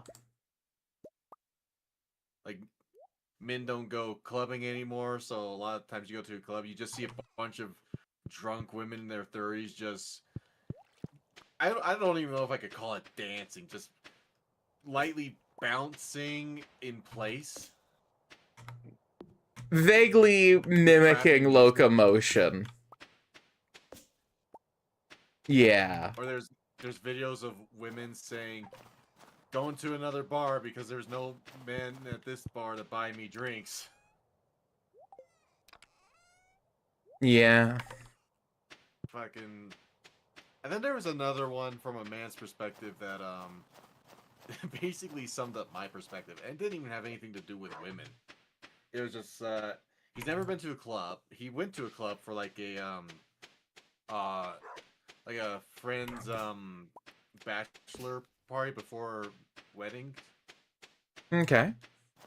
And he was like, yeah, that was the first and last time I will ever go, to spend $50 to go inside and $20 for a watered down drink. Honestly, as someone who's been a bartender, oh, fuck's sakes. We found more seeds. Did you at least plant them in the pre-existing random holes? Some yes, others was a hole that I made, but I just was so nonchalant about I don't even know what was mine and what's not. God damn it. Hey, it's... for that squid. I got the squid, and I sold the squid. I don't need a squid anymore.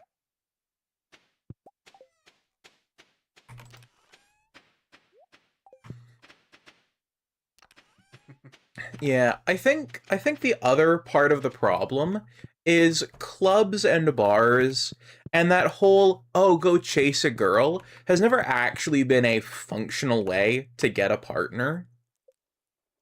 You know what's another problem? What? So, being where I work, I see this a lot, and I was already aware of this even before I worked because of my own father's experience. But there's a lot of men who come in to pay child support, and it's always their first marriage, and they keep saying their second marriage was the right one. That should have been their first. So that's another reason. It's just how a lot of times men just get screwed over.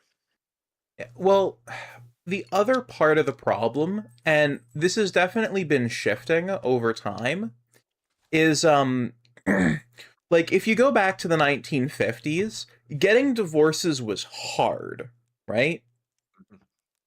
Basically, the man or the woman had to be a downright reprehensible piece of shit to get a divorce to happen. Mm-hmm.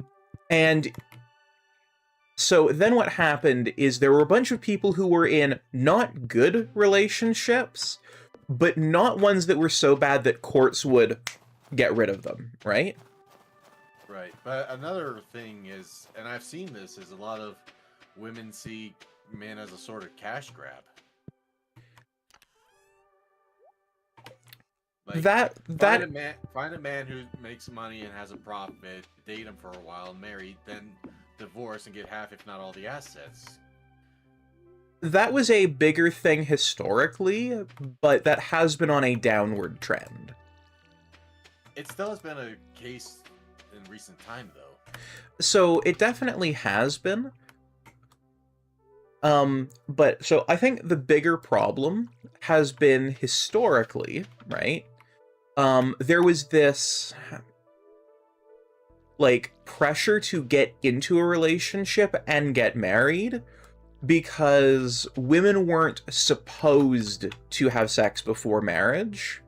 Mm-hmm.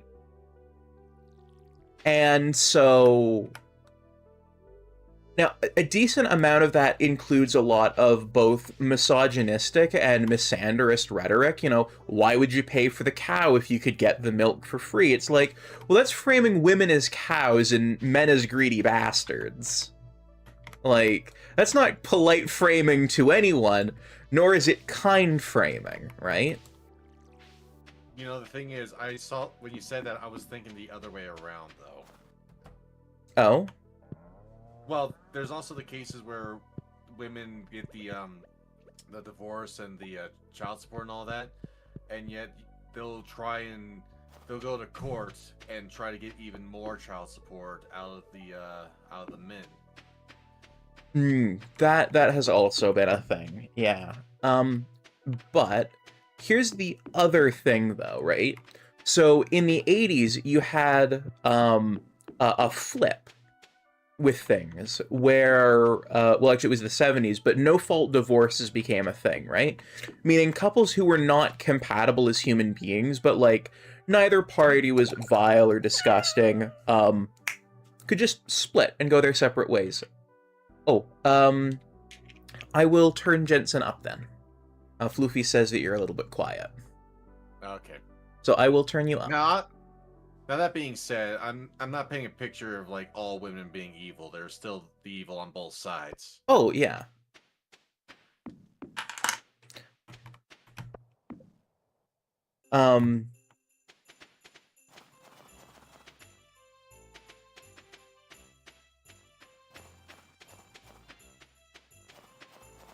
You know, and I think the other potential problem is, so that, like, whole thing about, you know, don't have sex before marriage, rushing into relationships, and,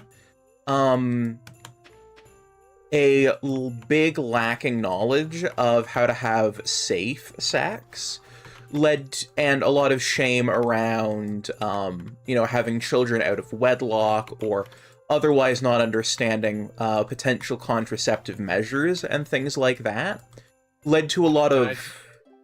Sorry, go ahead. I just say something that just popped into my mind with what you were saying. Okay. I was thinking of the scene from Forget About It, where they were actually reading what their, like, fake life was supposed to be, their witness protected life, and they find out that they weren't married, and now that their kids were conceived out of wedlock, according to the Canadian documents. And Cookie was freaking out, despite the fact that, you know, they did have their kids when married. That is... yeah. Other chat missed too? I will catch up on it in a minute. I've just got a thought in my head. What is wedlock supposed to be? That's when two people who aren't married but are living together have kids.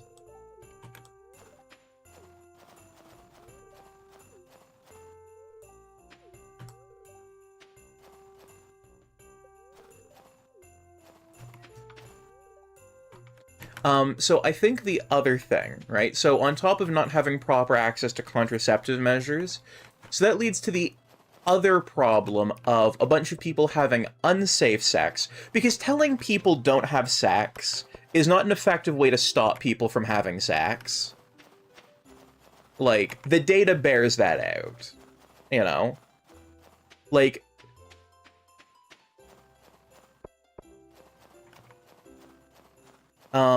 like, you know the states that have the highest rate of, like, teen pregnancies are the ones that have abstinence-only sex education. It's like, yeah, duh, that wouldn't work. You basically told people, hey, there's this thing that feels really good to do. Like, it's part of the things your brain is hardwired to do. And to like, don't do it. Even that just reminded me of something. Like, Given fucked up, but yeah. Like, It was from an episode of South Park. Oh no. But, like, that wouldn't work. It wouldn't work for anyone, right? Like, and like, you can see the problem with that, right? Like, hey, look, there's this thing that feels real good to do. Don't do it, though. Naughty, naughty. Like... Yeah, fuck it. There was this episode where they were, I guess, man, it's been a while since I've seen it. It has something to do with, like, men being more focused on sex and shit, and, they thought maybe it was starting at a younger age. So there was, like, 3 kids that got held in a class because they seemed to have been the most sex addictive. Okay. One was Kenny, which, you know, that one makes sense. Kenny is a bit of a perv. Butters, but that's because he was confused. Oh, the way they figured it out, now that I remember, they brought in a magazine of, like, an old Playboy, and they showed a picture of a naked lady with, I guess, a massive bush. And Kenny was focused on the boobs. Butters was fascinated by the bush, and they found it out when they asked, like, what the lady's, like, hair color was or something, and the boys were like, what? And the teacher brought up, like, he brought this thing that supposedly makes a stronger, more wonderful feeling orgasm, which involved choking yourself with a belt while dressed as Batman. What the now, fuck? Butters, being innocent, didn't know about masturbation or anything, but Kenny accidentally choked himself to death while dressed as Batman.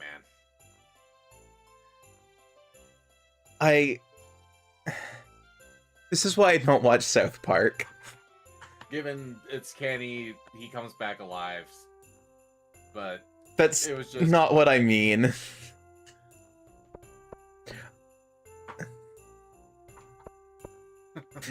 I just mean, like, that kind of episode premise is why I don't watch South Park. That was just, you were saying, like, you tell them not to do it, they do it anyway, and I was just thinking of Kenny doing that. Okay. Yeah. So, like, I think the other... This is the third thing, right? Like, so the states that teach abstinence-only sex education do have the highest rates of teen pregnancies. And it's like, yeah, duh, that's not gonna work. But, and I think this is the other thing, is, like, the number of people who are my parents' age or older who are like, man, I hate my wife, or man, I hate my husband, I hate my partner, they suck. Like, they're all people who... They got married when they were 19, 20, 21. My dad was married and had a kid when he was younger than me. Fucking... It's up. This makes me think, and this one isn't fucked up. So my grandmother basically married my grandpa right out of high school. Okay. So after my grandpa's passing, it's been the first time my grandmother has been alone for fucking like 70 years. Okay. But when my grandpa was when he gained dementia and couldn't even recognize his own wife anymore. Now, God bless my grandmother, but she's a serious Bible pusher. Hmm. And when my grandpa got dementia and my mom had to take care of my grandpa, when my grandma left the room, my grandpa leans over to my mom and asks, "God, who is that lady? She's a bitch." Oh no! And my mom, with a shocked expression, was like, but with a smirk because it was hilarious, was like, "That's your wife who you married." Oh no! And then, another when my grandma was having one of her like fits or whatever towards my grandpa, how he spited my grandmother was he took his coffee and he just poured it out on the rug and looked her dead in the eyes as he did it. Oh no! Uh. Well, the thing is, my grandma was kind of starving my grandpa, Oh kind of like jeez. thinking she knows what best. Whereas what my mom would do is, when they would go out for drives to do things, they would sneak over to a place called Freddy's and they would pick up frozen custard. Okay. Because, well, my grandpa was having some issues because my grandma was accidentally, like, lowering his blood sugar. Oh no! So my mom's coming in and basically helping my grandpa get the sugar he needs. Oh jeez. But yeah, I think that's been a bigger historical problem. Like even people who are my dad's age, who were growing up in the 80s and the 90s, like he was a teen heading Oh, yeah, into his I've 20s. talked to everyone. Okay.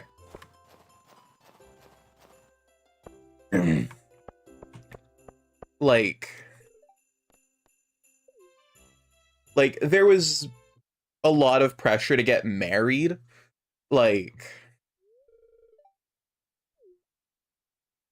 and so I think that is definitely another big part of the problem. Was there was, especially historically, a much bigger social pressure to get married.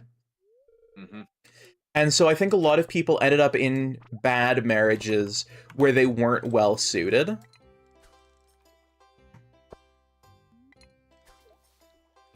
And I think that also leads to some amount of unhappiness in relationships, you know?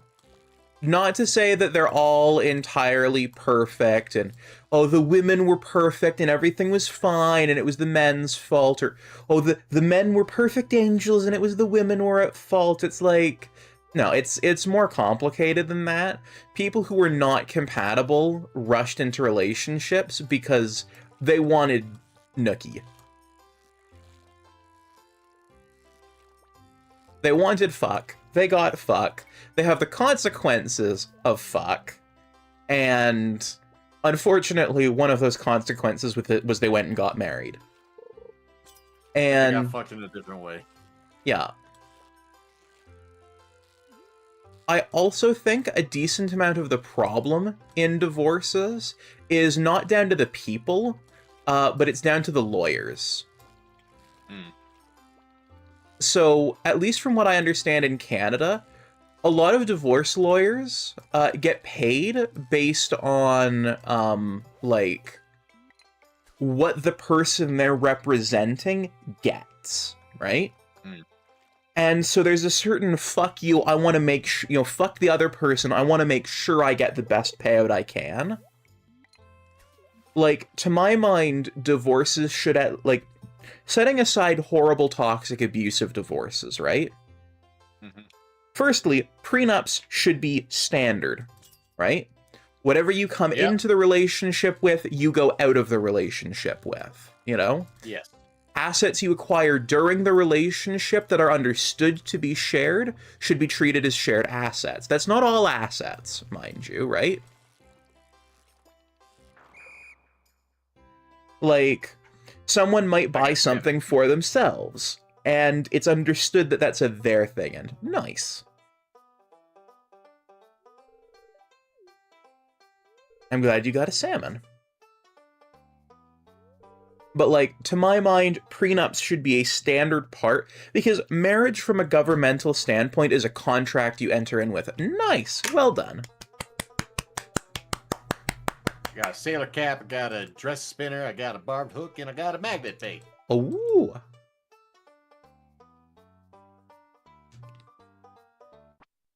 But yeah, so marriage is fundamentally a contract, and I feel like a part of that contract should be the exit clauses. And we have a big social stigma around exit clauses in marriage contracts specifically. I personally think that's insane. Marriage is one of the biggest contracts we enter into, and so it should come with the proper safeties and exit clauses and things like that. But we have big social stigma around that, mostly from religious people who view marriage as a for-life thing, right? And... Oh, God. What? I bought wallpaper. Yeah. Well, come on over and take a look. All right.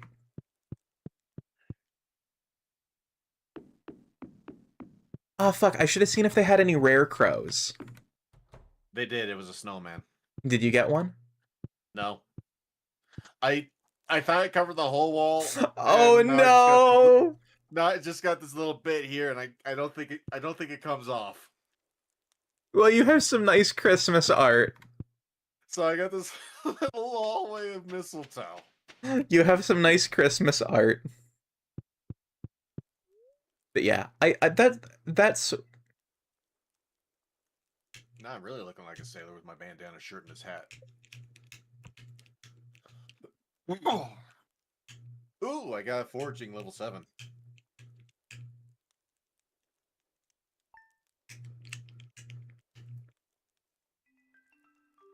The reason you need a lawyer is because marriage is legally a contract, and divorce is breaking the contract.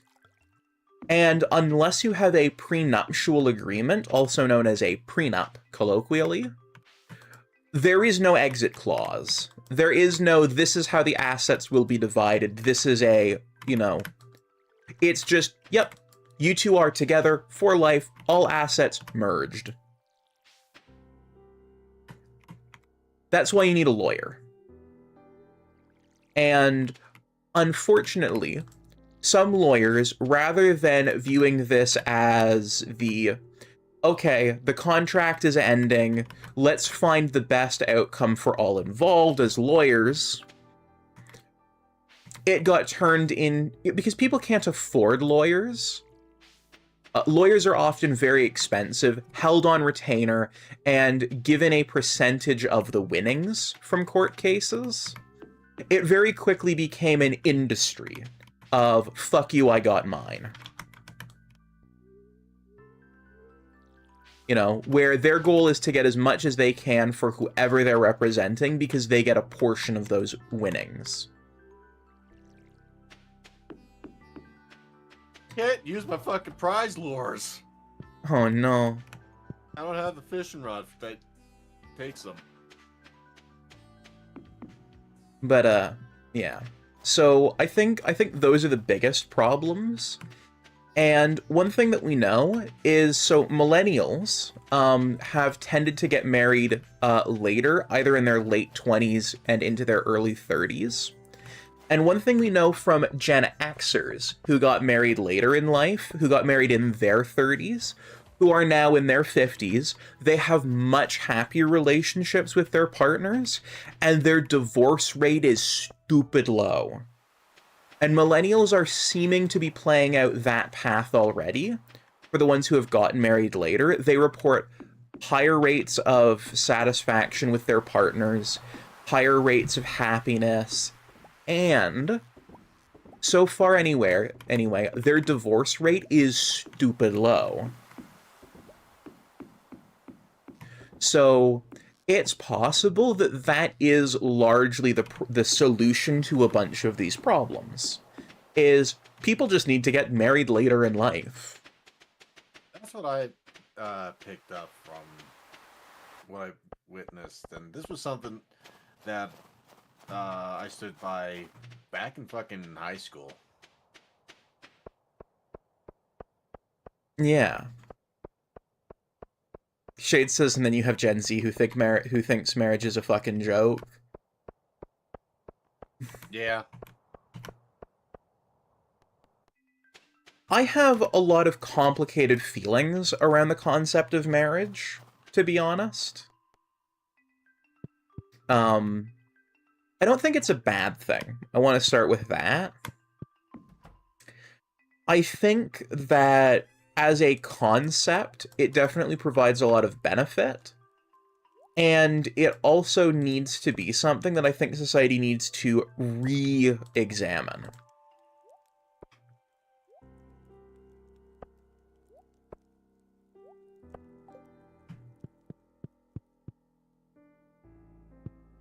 Um,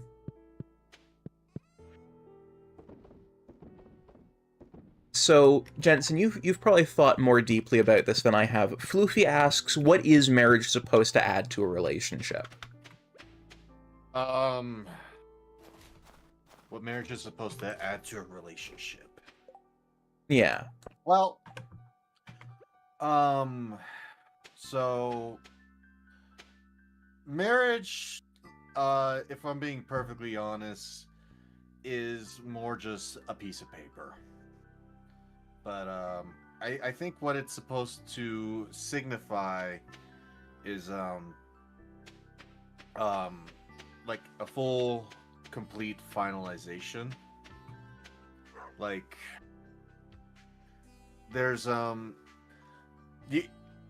somebody wants to try and find that person they do want to spend the rest of their life with, that like essentially that number one best friend to be with. And uh,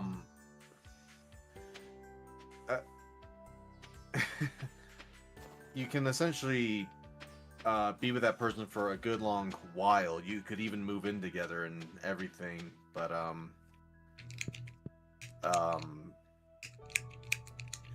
you can essentially be married without having the document. The document really is just the finalization, and kind of like you're giving each other your lives for, well, death do you part. Well, that's how it's supposed to be. That's the theory, anyway.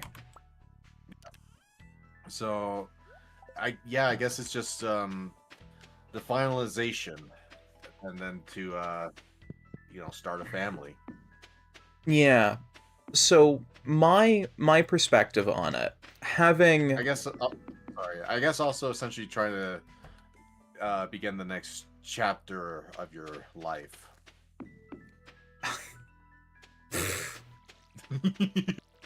yeah. So having grown up where I did, there were a lot of people who were functionally married, who never got married. Right. So one thing that I definitely picked up from that, especially from some of those people who were a bit more eloquent, if a marriage changes something in your relationship, you should never have gotten married. Right. So it should be a case where you spend time with that person for a long while, and if you both feel comfortable being together for a long while, that even having a piece of paper doesn't change your perspective on each other, then that's probably about the best time to try and have a marriage. Like, I think the only kind of perspective that should change when get married is like, hey, it's written on paper now. Yeah. Cool. Yeah. But you'll still seeing that person the same as you had been. Yeah. Like, to my mind, right? So this is one of the things that kind of annoys me because I'm polyamorous as opposed to they use the word monogamous, which should technically mean polygamous, but polygamous is its own thing. Um, so I'm gonna say monamorous, but monogamy is generally the word that's used. Hmm. Is um like there are multiple people who I would want to spend the rest of my life with, who I can't imagine my life without, right? And who, like, if I was told you have to pick one of these people, I almost passed out on camera. oh no, what, Ugh. like, big I stretch? I maybe I found I'm feeling like a zit on my chest. But it's Oh, really tucked up here, so I tried to bend my head down while trying to see it and pop it, and I hurt my neck. And when I oh, straightened my neck, I got lightheaded really fast and I couldn't see for a second. ah, fuck.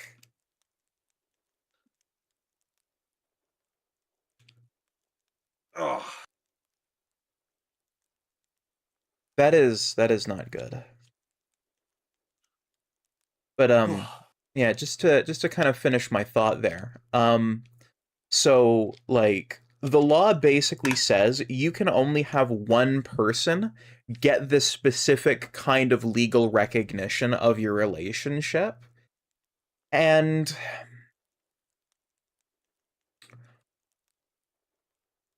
I don't think I could pick amongst the people who I want to spend the rest of my life with which one of them would get that kind of legal recognition.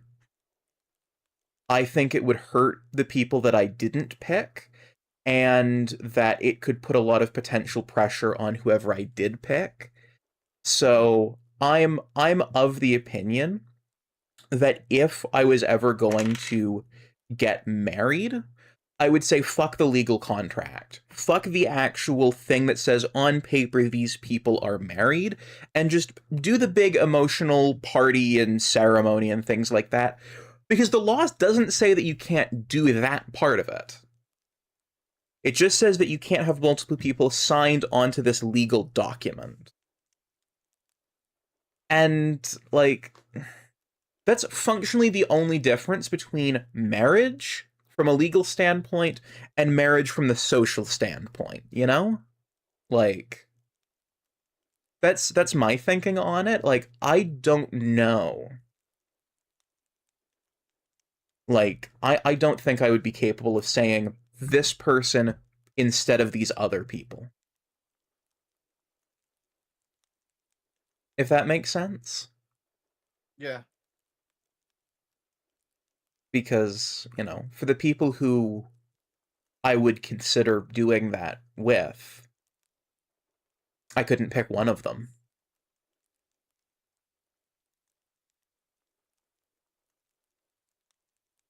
And Shade raises another good point. I don't think I'd want to get married, mainly because I don't see a need for the law to get involved with my personal life choices. Right. I will second that as well. Why the fuck is it the government's business who I'm married to, or who I Yeah. love? You want to know why? Taxes. Actually, the tax breaks are nice. The tax breaks are nice.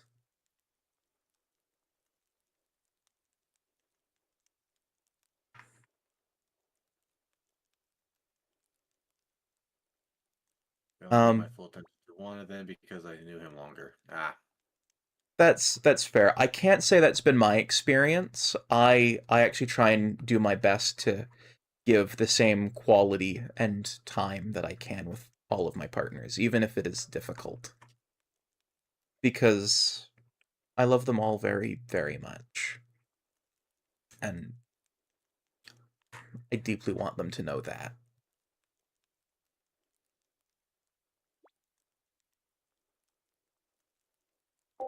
Also, in answer to your question, Floofy, yes. Yes, I would.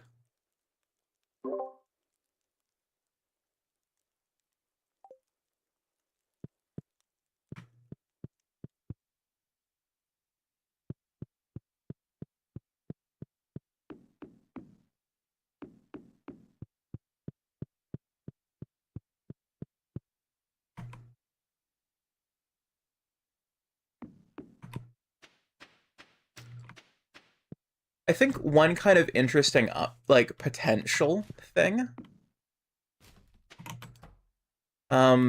is, so at least in Canada we have, so marriage is one kind of a category of contracts. You may be familiar with this category of contracts, Jensen, known as civil unions. And so the idea behind civil unions is, like, let's say you had two brothers who moved out together and bought a house together and just lived together, right? But they're brothers, right? They can enter into what's known as a civil union, where they're basically saying, we'd like all of the legal benefits of marriage, but we're not in a romantic relationship with each other. You know? Oh, I just had a mind thought that I was gonna say earlier when I got my packages and completely forgot. Oh, do tell. So I was I commented how I didn't do my walkway, and that's something I should do for the like the postman. Yeah.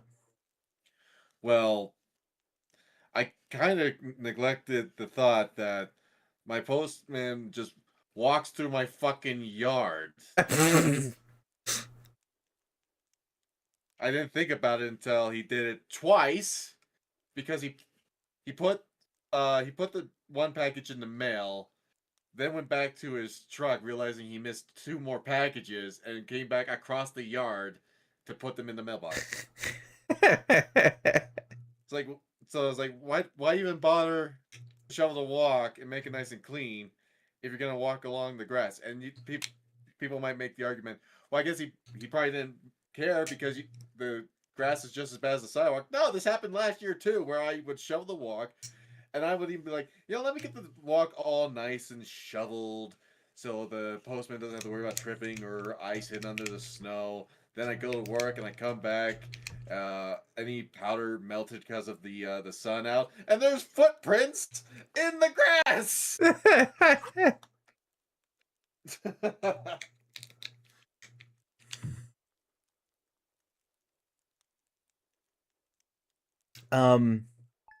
Why should I break my back for you when it means nothing? I suppose anyone else who lives near you who walks would appreciate it. I don't know how many people who live near you walk. Well, there are some people that do, but here's the other problem. Hmm? They walk along the main road. They don't walk in front of my house. Ah. And by the main road, there is no sidewalk.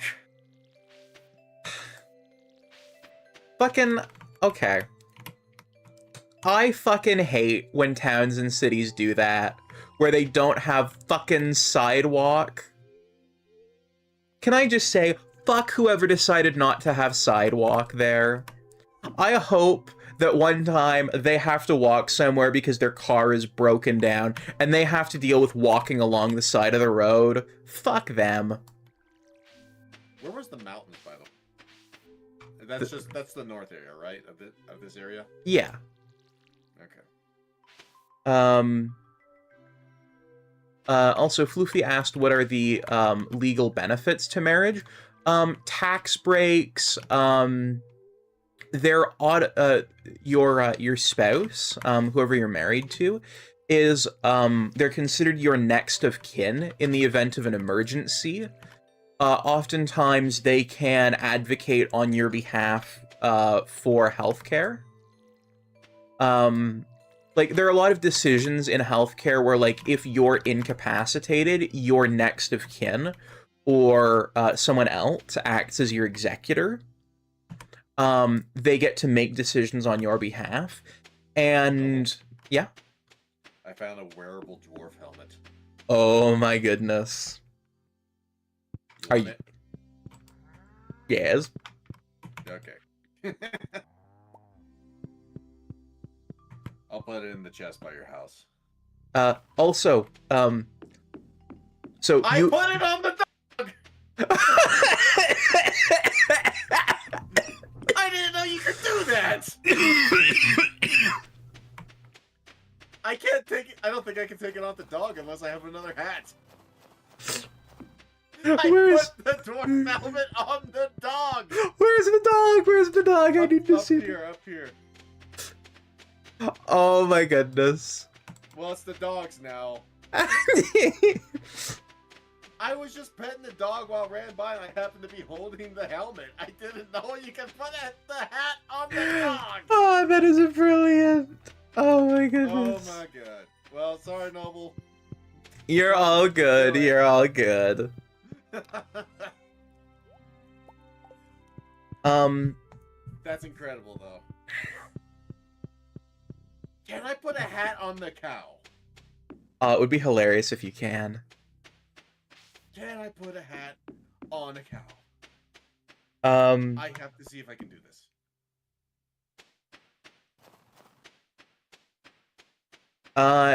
Dragon King says I walk everywhere, in my chat. And, Floofy, there are other benefits, that your spouse gets.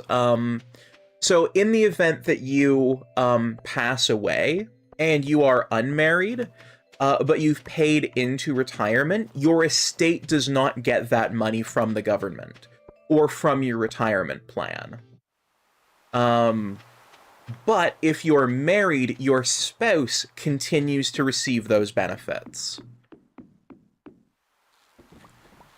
Because part of the marriage contract is an assumption of joint ownership of assets. Put a hat on the cow.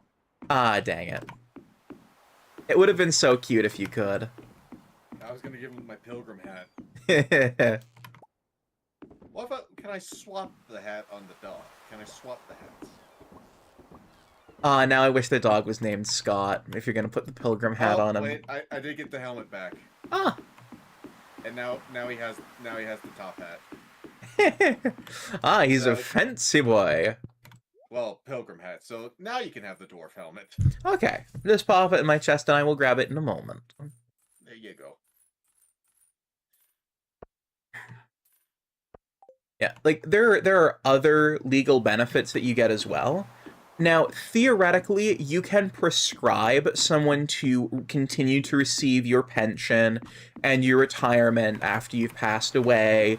You can set up someone else to be your legal executor. You can go through all of those steps.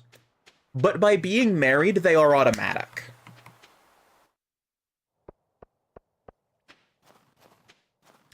Now, here's a nice thing about Canada. We actually built a bunch of different potential civil unions into law. And theoretically, someone who is in a polyamorous relationship could, you don't get tax benefit status for people you're in civil unions with. But you do get most of the other benefits. One could theoretically go through and build out a civil union contract that allowed for more than 2 co-signers. Then you'd have to get it through a judge in Canada, because it would be the first time anyone has done that. And because it's a contract, it needs to be reviewed, and because it's a novel contract, there's a chance that it wouldn't hold up. But it is theoretically doable. But yeah, there are a bunch of potential things.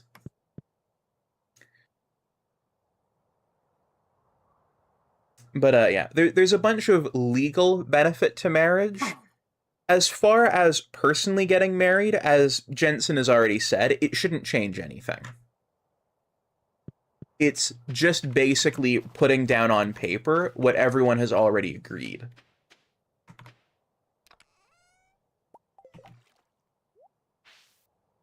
I am a dwarf and I'm digging a hole.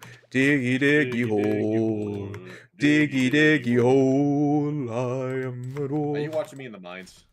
What? No, I got my helmet. I was in the mines. Ah.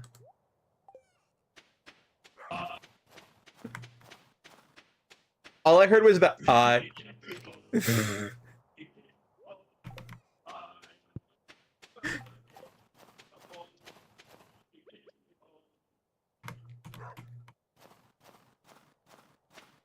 Sounds like I need to make some adjustments to SoundPad again. Now, hear me out.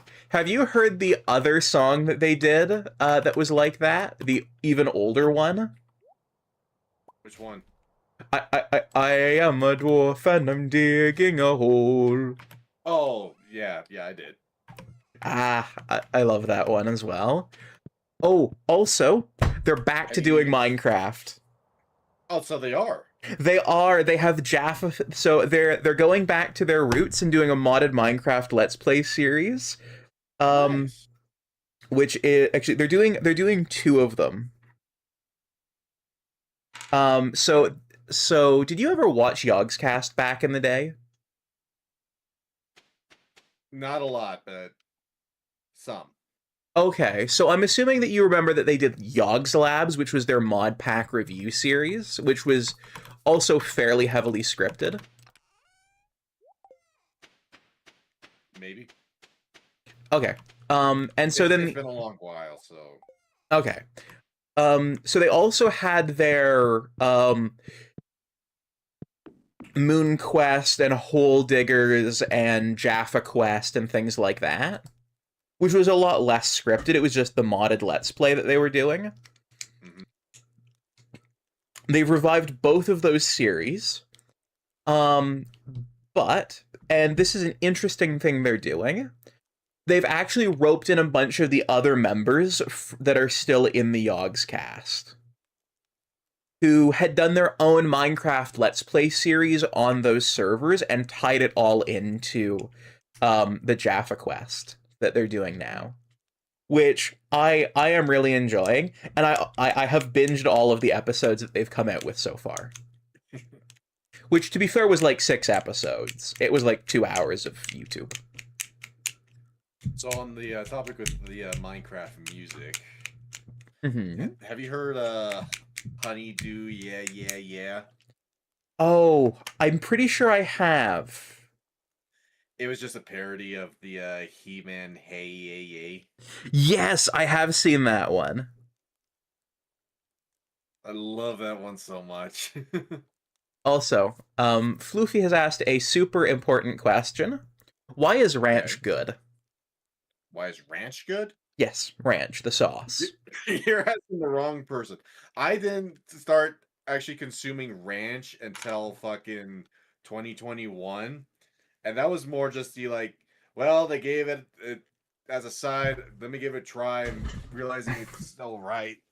Until I had buttermilk ranch back in fucking 2023 and realized that shit was good. Ah, okay. This is where we diverge. I don't like buttermilk ranch. Hmm. I am a fan of three cheese ranch. Ugh. What's wrong with three cheese ranch? I'm not a big cheese connoisseur to begin with. Okay, do you know what the three cheeses in three cheese ranch are? What? So at least Kraft's three cheese ranch, it's mozzarella, cheddar, and parmesan, Mhm. which Okay. classic cheese trio. Yes. But here's my thing. Okay. I don't. I like about the only cold cheese I'll have is mozzarella. In fact, I actually do have some little fresh mozzarella balls that I do need to eat. Okay. In fact, I think I'm probably gonna grab those once we finish this day here. Okay. Probably snack on them during the stream, especially with tomatoes. Okay. Um, but otherwise, I don't like cheese unless it's hot, gooey, melted, and has its grease oozing out. And see, I generally like my cheese actually cold. I like get myself a bit of cheddar, a bit of red Leicester, I'll make myself up a cheese and crackers and like little bits of vegetable. Basically a charcuterie board without the meat. Yeah, no, I never ever really liked cold raw cheese. I had to force myself to try mozzarella just to see what it would be like and realize, okay, this isn't too bad. The there was two there was another one. It was a dessert cheese that goes great with like jam. That I tried when I was working in the deli because there was like an order accident. So I was like, free cheese. Let's give it a try. And I was like, you know what, this isn't bad. It's not sharp or anything. It's almost like a light sweetness. I could get behind this. That's fair. And then the other one is like the cheese that comes in the red wax. Oh, do you mean the little tiny ones, Baby Bells? Yes, Baby Bells. But even Baby Bells, it's like sometimes I'll be like, okay, these are all right, and then another time's like, I don't like it. I could like, genuinely Baby Bells is like the perfect on the border of like I'll like and then not like. That's totally fair. That just means more cheese for me. Yep. I'll be right back. Okay. So to answer your question, Floofy, ranch is salty, fatty, and savory all at the same time. It is literally the three primary tastes that your brain goes, fucking yeah! Fucking yeah! Give me that shit! Like, your brain goes, fucking give me that shit! For things that are sweet, salty, savory, umami. Your brain loves those tastes. And ranch is 3 out of 4, and sometimes it's even a little sweet. So your brain just goes, this is nectar of the gods. Give me it. Give me it. You can't see the unhinged shit I'm doing with my hands and my face. Like, I'm pulling at my face. Like, being expressive and you just can't see it. Once I get that 3D model up and running. Speaking of, there's a 3D model in the works. Once we get that up and running, once I get myself hand tracking, you'll be able to see the insanity that I do.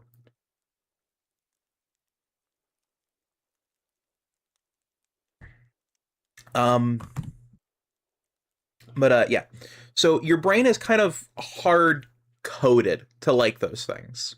And ranch is basically all of those things put into a slurry. I want to try more. You missed me being slightly unhinged. What happened? Floof, I was explaining why ranch was so good, and I'm not going to be able to do it justice, but like, your brain likes it, and it's so good because it's fatty, salty, savory, and just a little bit sweet. And those are like the 4 key flavors that your brain goes, give me that fucking shit. I want that fucking shit. Give me it. Pour it down my fucking throat.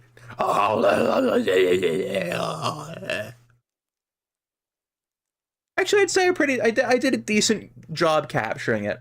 But also, as I was telling chat, you couldn't see like the way I was like holding the sides of my face and pulling it down slightly, being just ever so slightly insane.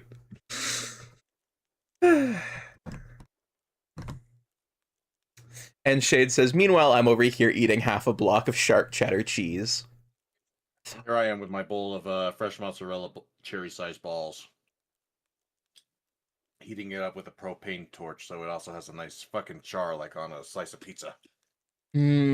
Whereas I like my cheese nice and cold, where, like, it goes so nicely with, like, bits of fruit, bits of veggies. It goes nicely on crackers. It's just, mwah.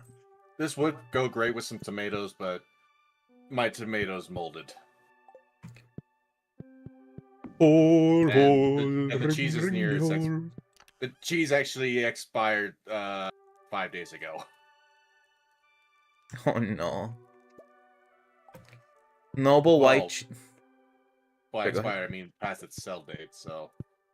It's probably got a good, like, 3 or 4 days left in it then. Well, it's definitely past the 3 or 4 days, I think. Yeah, Best Buy, November 23rd. Oh, gee.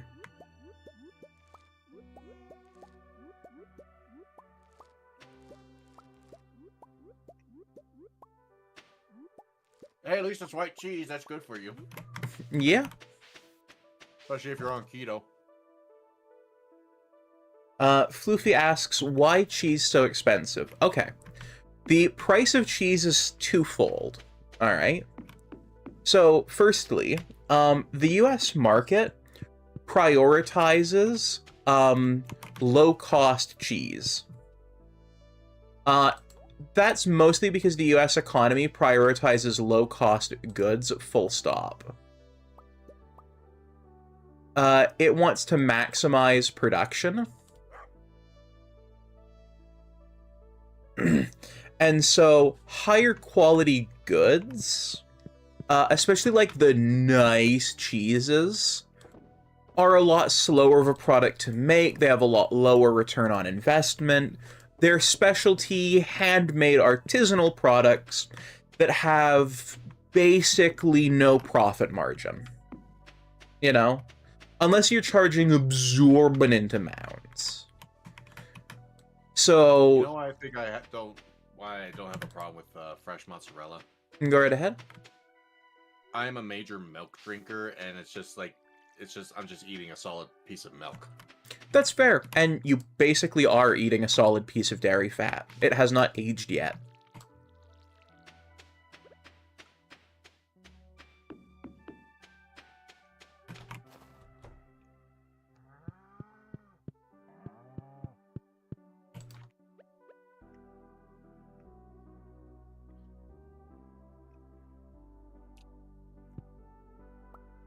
But I will say, after taking my little propane torch with some of these little cheese balls, and the smell it's giving off, and the taste of the cheese is making me wish I had the shit to make my favorite fucking sandwich. Mmm. Okay.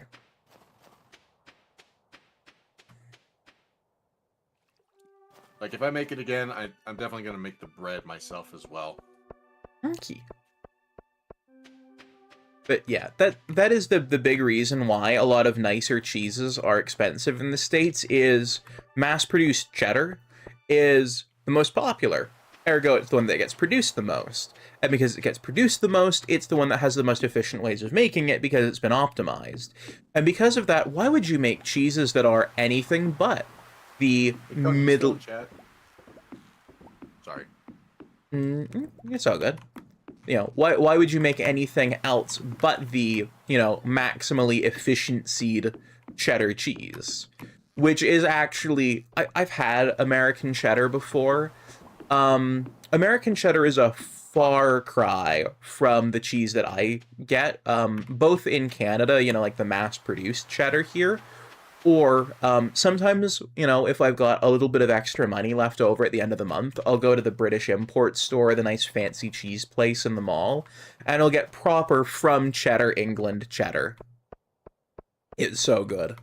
Especially because I like going for old cheddar, and it's really dry, and it crumbles a little bit. You know, it breaks.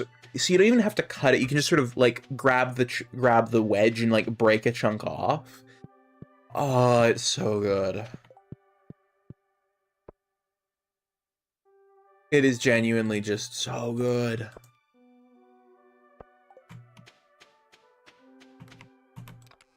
Have you ever had proper English cheddar? No. That would make sense, actually. Never mind, that was a silly question. But, as a cheese enjoyer, it is very good cheese. It is very, very good cheese. Ever seen Box Trolls? It rings a bell? I believe it's an Aardman film. Oh, yes. Okay, so I have not seen it. Okay.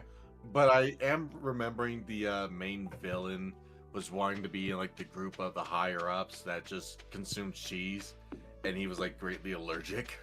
Oh no! But he didn't fucking care, and it actually cost him his life. Oh no! If I was lactose intolerant, I would continue to consume cheese. Depending on how lactose intolerant I was, cheese is delicious. There was a brief moment where I actually was lactose intolerant. Oh.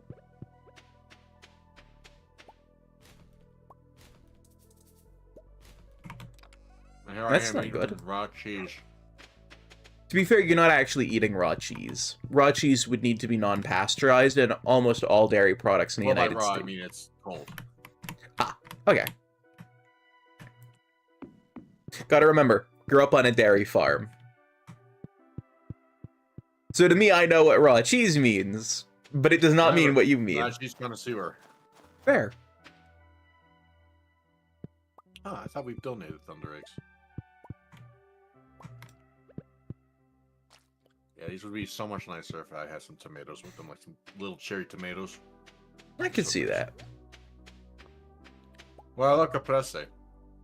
It's my favorite salad. Also, Shade says, oh, what about Cheeseland? I have not been to a Cheeseland. And also, yes, Shade. Shade said, Nobel. But yeah, back when I was in like middle school, when I was there's a day where I was consuming dairy, and then just out of the nowhere, I just had one hell of a bad stomach ache. Oh, no. And then it started picking in patterns where when I was having dairy, I was getting major stomach aches and vomiting. But I would take pills so I could consume dairy. Okay. But there were days where I would forget pills. Like I would be at a friend's house and it was like ice cream, but I'll have forgotten to bring my pills, and I'll be like, ah, fuck it, I'll deal with it. Then eventually, after like 3 years, it just stopped, and Huh. I could eat dairy again just fine.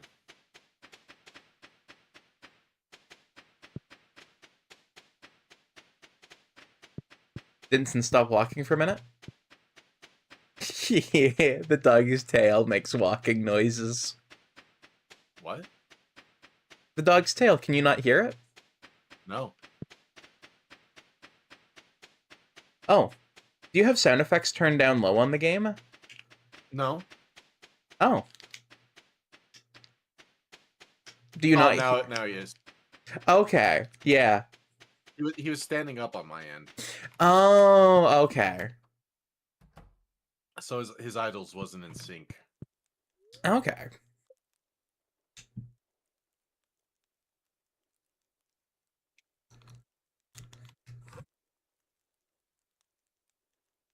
And Shade, I have heard of black market cheese, but most of those black market cheeses are available in Canada. You can just go to the cheese dealers and they have them. I say that like cheese dealers are a black market thing, but no, like we've got one in the mall where they have the cheese that's got like maggots in it and on it. Ugh. Yeah.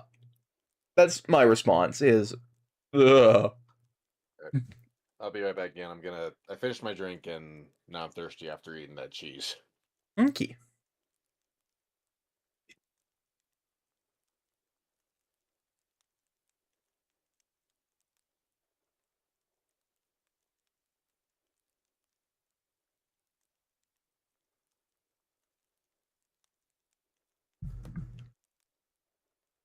Yes.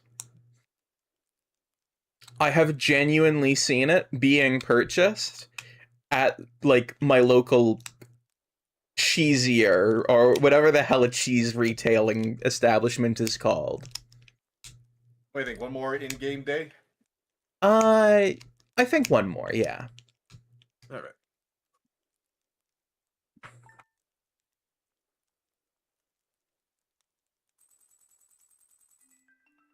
I am a dwarf. I am a diggy hole. Squidfest has begun. Hole, When I was playing that, was the music just like hole. cutting out or something? Yeah, it sounded like I would hear like bits of it, but not the whole thing. Okay, so I probably had. It was either too loud or too quiet then. Conjure yourself a groin so I might kick it. There shall be no groin kicking today. As for why that health spawn of a cheese exists, that's because medieval people were a bit fucked.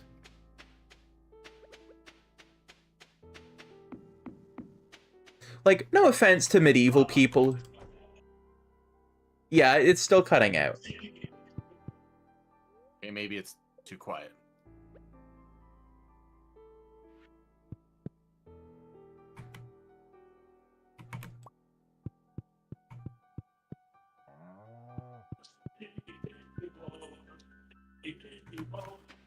That's better. It sounds almost like washing out. It would help if I could hear it. Have you ever been in a car where the aux jack isn't plugged in quite right? No. Oh. Do you at least know what that sounds like in theory? No. Oh. Okay.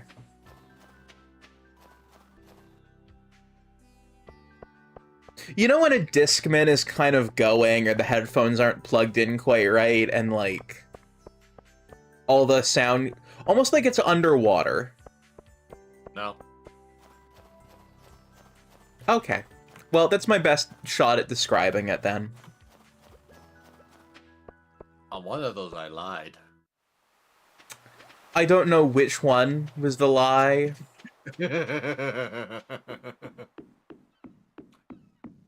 We're gonna play 2 truths and a lie.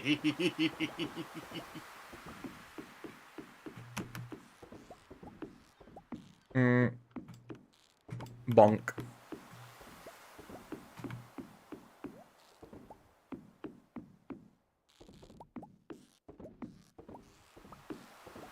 Why did medieval people make it? Because medieval people were a little bit fucked. I have no other way of putting it other than they were a bit fucked. Oh, that rare crow you missed? Yeah. Got it. Oh, yay.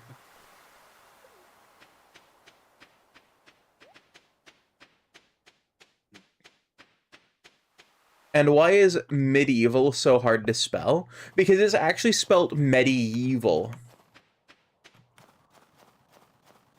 Also, that just makes me want for Army of Darkness to have been called Medieval Dad. Yep.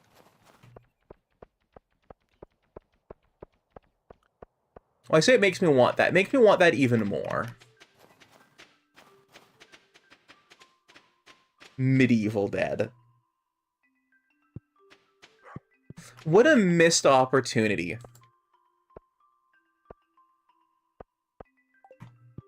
Alright, did you spot the rare crow? Yes.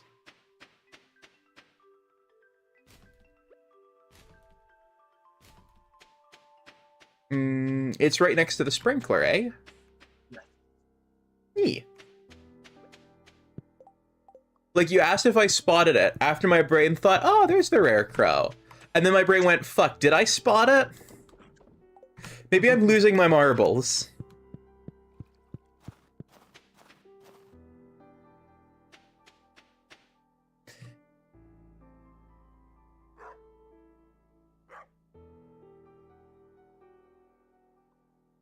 Also, Shade, you may not have the groin of the person who sells me cheese. Who I have also... lose what you've already lost. I'm not sure if I get what you mean. I said earlier, am I losing my marbles? I have my marbles right here next to me. I actually do have a couple of marbles next to me. Oh, you know what I loved as a kid that I never got to experience, despite having one of the toys? Bakugan? Bakugan? Yeah. Not really. Even though I do still have 2 Bakugan I bought in middle school. I was the only kid in my fucking town that fucking bought them, I swear. Oh, fuck. Okay, so where we were at, they went friggin' nuts. But nobody knew how to play. Nobody ever sat down and read the instruction manuals, so people would just go, see, I've got this one. That means I win. And then someone else would go, nuh-uh, that one loses to this one I've got. Yeah, I had 2, but I think technically 3, because one rolled out to a lion, and one had like 2 different versions. Depending on what side I rolled, like I don't know which one it was, but it had 2 magnets on each side, adjacent from each other. So you would get like a white variant, and then on the other side was like a red variant on one ball. Okay. I don't know which one it was, but I do remember in the anime it did also have like different personalities on it, depending on which one came out. But no, I was gonna say Beatamon. I've never even heard of Beatamon. So they were these little like mech guys, and you would put a hopper in the back of it and would shoot out marbles. And I think the goal of the game was to shoot at your opponent's targets. Oh, I've seen these. I've never acquired one, but I have seen them. I had one, and the marbles were a bit specific for it, a specific size, but they were actual like glass marbles. Okay.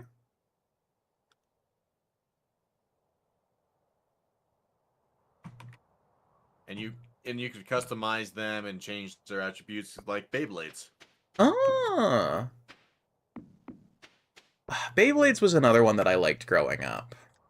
I didn't get to grow up with Beyblades. You want to know when I got my first Beyblade? Last year. You're actually pretty fucking close. Was it this year? Now you got further. 2 years ago. Yes. Okay. I'm surprised. It's only because I bought it off of Reduce at Walmart in the clearance area. Huh.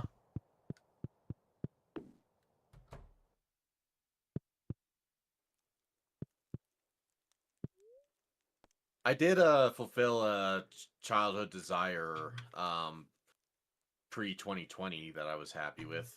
Oh, I'm what still was very that? happy with. So, do you know about scanners? With a Z at the end? It rings a bell, but I can't So- picture it right now. So scanners, they came out with these little toys, and they scanned barcodes. And, Right. They Okay. had them in green, blue, and red, and I had the red one since I was in like the 4th grade. So they were old toys, but I always wanted the blue one. But in like 2018, 2019. Oh, I will say only one other kid had a scanners, but he had the scanners commander. It was a black one. And when we tried to do the battle and connect them up, they could not sync with each other because his was the newer version. Okay. But yeah, the commander's the only one I don't have. I thought about getting it, but I could not find one available for a reasonable price, so I gave up on that one in peace. But yeah, I ended up buying the other 2 that I didn't have. So when I would scan something with my red one and it would be a monster that wasn't compatible, I could try it with either the blue one or the green one to collect it. Okay. And then you would sync it up with someone else scanner and battle it out. And there actually was a whole leveling up system. And I believe when you level up a monster enough from multiple battles, it's supposed to gain a different attack. Kind of like Tamagotchi meets Pokemon. Pretty much. Okay. Why do I feel like that Yeah, would just be Digimon? Pretty much. But yeah, I would always love going to the store with my mother just to take my scanner and see what monsters I could collect and find, and then or even collect items like potions, swords, maces. It was pretty cool. I forgot technically how it worked. Um, but it was pretty cool. They all came with a comic, and the comic had a barcode so you could heal your monsters. I definitely don't fucking have that comic anymore. But you can get that barcode off the internet, print it out, and use that to heal your monsters. I'm also assuming that if you found a barcode that was close enough, it would work. Maybe. I don't know how it would work. That was something I did try. I would go through a number of just barcodes to see if there was one that could work like the healing one, and I couldn't. I think the closest I could find was whatever barcode was for the starter monsters, but I could never find those anywhere else other than like the internet or with the instruction manual that gets you the practice. And that was another thing. You had to scan the barcode just fucking right. And if but the thing was, even after the third attempt, it was basically always a fail. It would You would scan it and you would get like the little heart rate meter. If you get like a little boop, you scanned it, but you didn't scan it quite right. You had to get the tall boop for it to register getting a monster. But if you failed, it flatlined and gave off just a horrible noise. But I keep them actually right. I keep them by my bedside actually.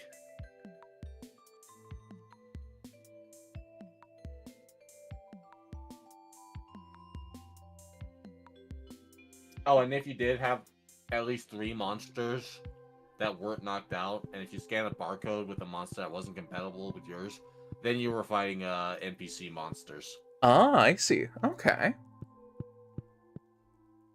Also, were we going to call it on this one? Yep. Okay. I believe it is your turn to pick someone to raid out to. Okay. Yes, it is. I just checked my notes. Well, let's see then.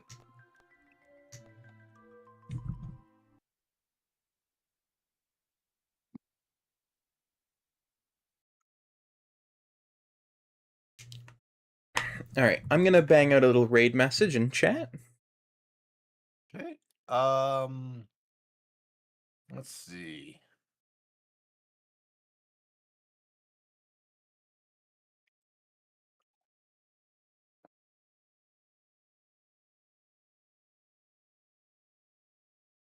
Let's go raid Drifter.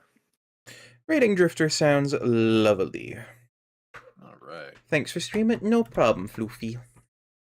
Thank you all so much for tuning in. I don't think there'll be another stream until Saturday. But thank you all so much. Noble, thank you for being here. Thank you for having me. Of course.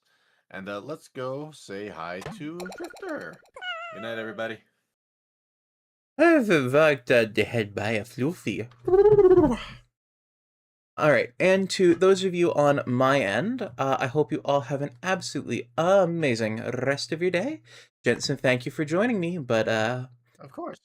yeah, and yeah, I will see you all again on Monday because I will not be streaming this Friday because it's my brother's birthday and we're driving up to see him. And thank you for the boop, and I will talk to you all later. Bye-bye now.